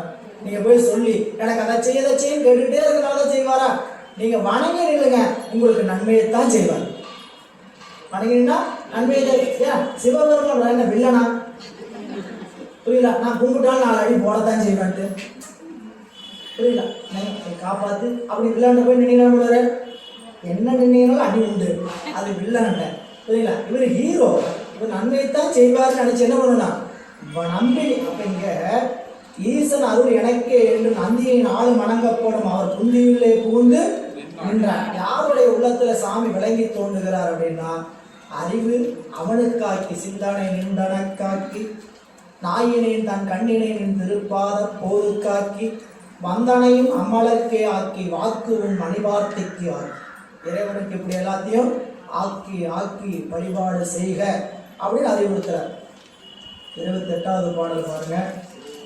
இணங்கி நின்றான் எங்குமாகி நின்றானும் பிணங்கி நின்றான் பின்னும் ஆகி நின்றானும் வணங்கி நின்றான் அமராவதிநாதன் வணங்கி நின்றார்க்கே வழித்துணை ஆமே.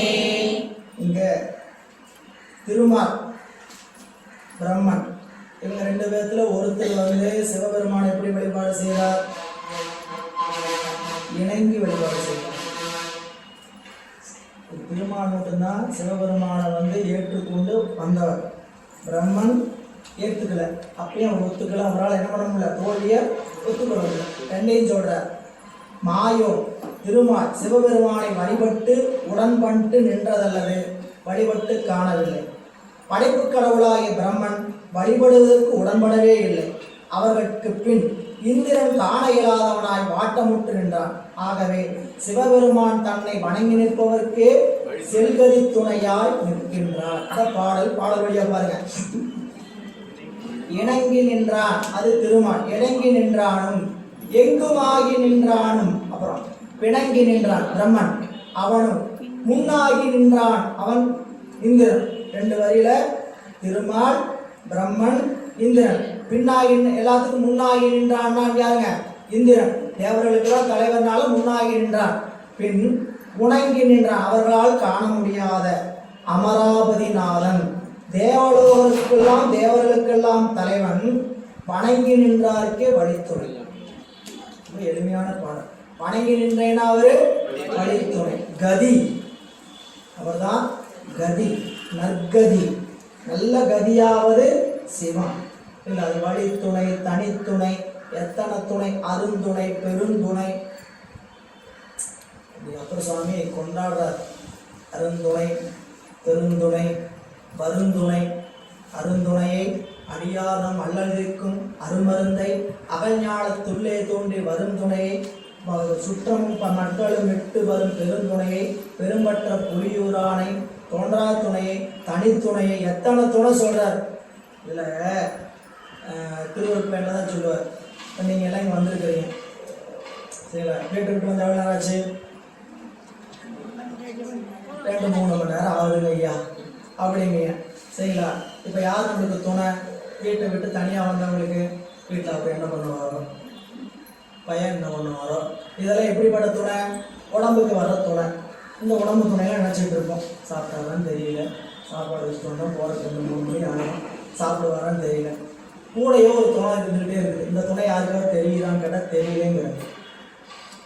நாமெல்லாம் வழி விடும் துணை. நமக்கெல்லாம் சுற்றி இருக்கிறவங்க பூரா யாருங்க? வழி விடும் துணை. வழித்துணையா யார் வராரு? அவர் வர. தெரியுதான்னு கேட்டால் தெரியல. தூரத்தில் எங்கேயோ இருக்கிறார். இதுக்கு திருவள்ளுவர் பையில ரொம்ப அருமையான குரல் சொல்லுவார். நாமெல்லாம் ஒரு இடத்துல வழி போக்கனா போயிட்டு இருக்கிறோம் சரிங்களா? வழி போக்கனா கூடயே ஒரு வந்துட்டு இருக்கிறார். நாங்கள் வழி போக்கணுங்க ஒரு பிரயாணம் போகிறோம். பிரயாணத்தில் கூட ஒரு 4-5 பேர் வந்துட்டு இருக்கிறாங்க. திருக்கையிலாயுமே போன வச்சுங்க சரிங்களா? அங்கே 4-5 பேர் வழித்துணையாக கூட வந்துட்டு இருக்கிறாங்க. இவங்களெல்லாம் நினைக்காம வீட்டில் இருக்கிறவங்க என்ன பண்ணிட்டு இருக்கிறாங்க? கைலாயத்துக்கு போனால் ஒரு 20 நாள் ஆகும் இல்லையா? வீட்டை விட்டு வந்தாச்சு. அங்கே திருக்கைலாயத்துக்கு போய் உட்காந்துக்கிட்டு என்ன நினச்சிட்டு இருக்கிறோம்? ஆனால் கூட இவ்வளோ பேர் துணை இருக்கிறாங்களே, அவர் கூட வந்திருந்தா பரவாயில்ல, இவர் கூட வந்திருந்தா பரவாயில்ல இப்படின்னு வராத துணையெல்லாம் நினச்சிட்டு இருக்கிறே. கூடயே 4 பேர் வழி போக்கணும் வழி துணையாக வந்துட்டு அவரை அப்படி வச்சு உவமையை காட்டுன்னு சொல்கிறாங்க. கேட்டிங்கன்னா கூட இருக்கிற துணை கூட தெரியல உனக்கு, தூரத்தில் இருக்கிற துணை தான் தெரியுது அப்படின்னு காட்டுவார். அப்போது சிவம் நமக்கு வழித்துணையாக வருகிறார் என்பதை இந்த குறளை காட்டுறார். 28வது பாடல 29வது பாடல் பாருங்க. காணனில்லாய் அடியேற்கு உறவுளாருளர் நாணனில்லே முனை நான் தழுவிக்கொள்ள கோணனில்லாத உமக்கு அடியார் மனத்து ஆணியா இது சிவம் உயிர்களுக்கு அறிவுறுத்துகின்ற முறை. அவன் எப்படி நிற்கிறானா, எனக்கு சாமி நீங்கள் முன்னாடி வந்து ஒரு நாள் தோணுறீங்க, கண்ணுக்கு தெரியுற மாதிரி வந்து காட்சி கொடுக்குறீங்க. அப்போ நான் உங்களை என்ன பண்ணுவேன் தெரியுமா? உங்களை நான் பார்த்த உடனே போய் எங்கேயாவது வெக்கப்பட்டு ஒதுங்கி நிற்க மாட்டேன். உங்களை பார்த்தேன்னா உடனே வந்து என்ன பண்ணிடுவேன்? கட்டி அணைத்துக் கொள்வேன். நாணகில்லை. ஏன் இப்போ சிவத்தோடு நாம் நெருங்கி உறவோடு பழகணும்னா ஒரு இடத்துக்கு போனோம்னா ஒதுங்கி நமக்கு சிவம் தான் உறவு. நாம் இப்போ ஒரு அடியார் கூட்டத்தில் போகிறீங்க, போய் ஒதுங்கி ஒதுங்கி நிற்க நான் அவனை பார்க்குறாங்க நான் இல்லை. இது நம்மளை முன்படுத்தி ஒரு வேலையை செய்ய வேண்டாம், பணி செய்வதற்கு தயாராக பாட சொல்கிறாங்க, உடனே பாடலாம். அப்படியே ஒதுங்கி நிற்கிறது சொல்கிறார். காணமில்லாய் பெருமானே நீ முன் தோன்றினாய், உன்னை தழுவிக் கொள்வதற்கு நான் சிறிதும் நாண மாட்டேன். நான் எனக்கு உன்னை அன்றி உறவாவார் யாருடர்? அதான் சொல்றார். அடியேற்கு உறவாவார் ஆருடர். அடியாருக்கு சிவம்தான் உறவு. அவரை அதனால்தான் உற்றவரும் உறுதுணையும் நீயே. நீங்கள் உறவுன்னு நிறையாவே நினைக்கலாம். இதெல்லாம் உடல் உறவு, உடலினால் வந்த உறவு, உடற்காரணமாக வந்த துணை. நமக்கு இந்த சுற்றமெல்லாம் என்ன? அண்ணன் தம்பி அக்கா தங்கச்சி கணவன் மனைவி பிள்ளை, இது எதனால் வந்த உறவு? உடம்பின் காரணமாக வந்த உறவு புரியல. ஆனால் உயிர் உறவுன்னு ஒன்று சொன்னா ஒரே ஒருத்தன் தான், சிவம் தான் சரிங்களா? அந்த உறவு எனக்கு நீ தான். அந்த உறவாகிய நீ நானும் இல்லைன்னு உன்னை நான் தழுவிக் கொள்வேன். அதனாலதான் காலத்தினால போய் குடும்பத்தேவரை பார்த்தோன்னே எப்படி கட்டி பிடிச்சு நின்னார்? கண்ணப்பநாயனார் வரலாறு படிச்சிருக்கோம். மலை மேலே போனார், சிவலிங்கத்தை பார்த்தாரு. சிவலிங்கத்தை பார்த்தோன்னு என்ன ஆனாரு? போனார், கட்டி பிடிச்சாரு, மயக்கம் போட்டார். ஏன்? அவருடைய அன்பு மூர்ச்சி ஆயிடுச்சான். ரொம்ப அருமையாக சொல்லுவார்.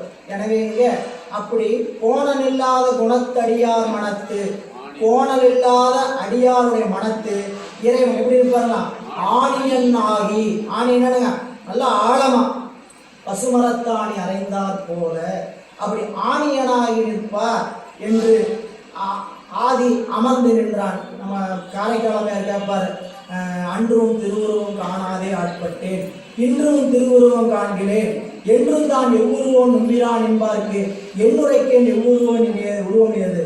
இறைவனை காணனால் என்னைக்கோ செய்யலாம், அவனுடைய அடியார் உருவத்தில் காணப்படணும். நமக்கு முதல் காட்சி என்னன்னு கேட்டீங்கன்னா, சிவபெருமான் எப்படி இருக்கிறார்னு கேட்டீங்கன்னா அவருடைய அடியார் கோலத்தில் இருக்கிறார் என்று சொல்லி இந்த பாடல் 29வது பாடலோடு இன்றைய சிந்தனையை நிறைவு செய்து கொள்வோம். திருச்சிற்றம்பலம். என்றும் இன்பம் பெருகும் எழுதினார் ஒன்று காதலித்து உள்ளமும் மூழ்கிட அன்புள்ளார் அவர் வான்புகள் நின்றதை உலகெல்லாம் வான்மையில் வளாதுவே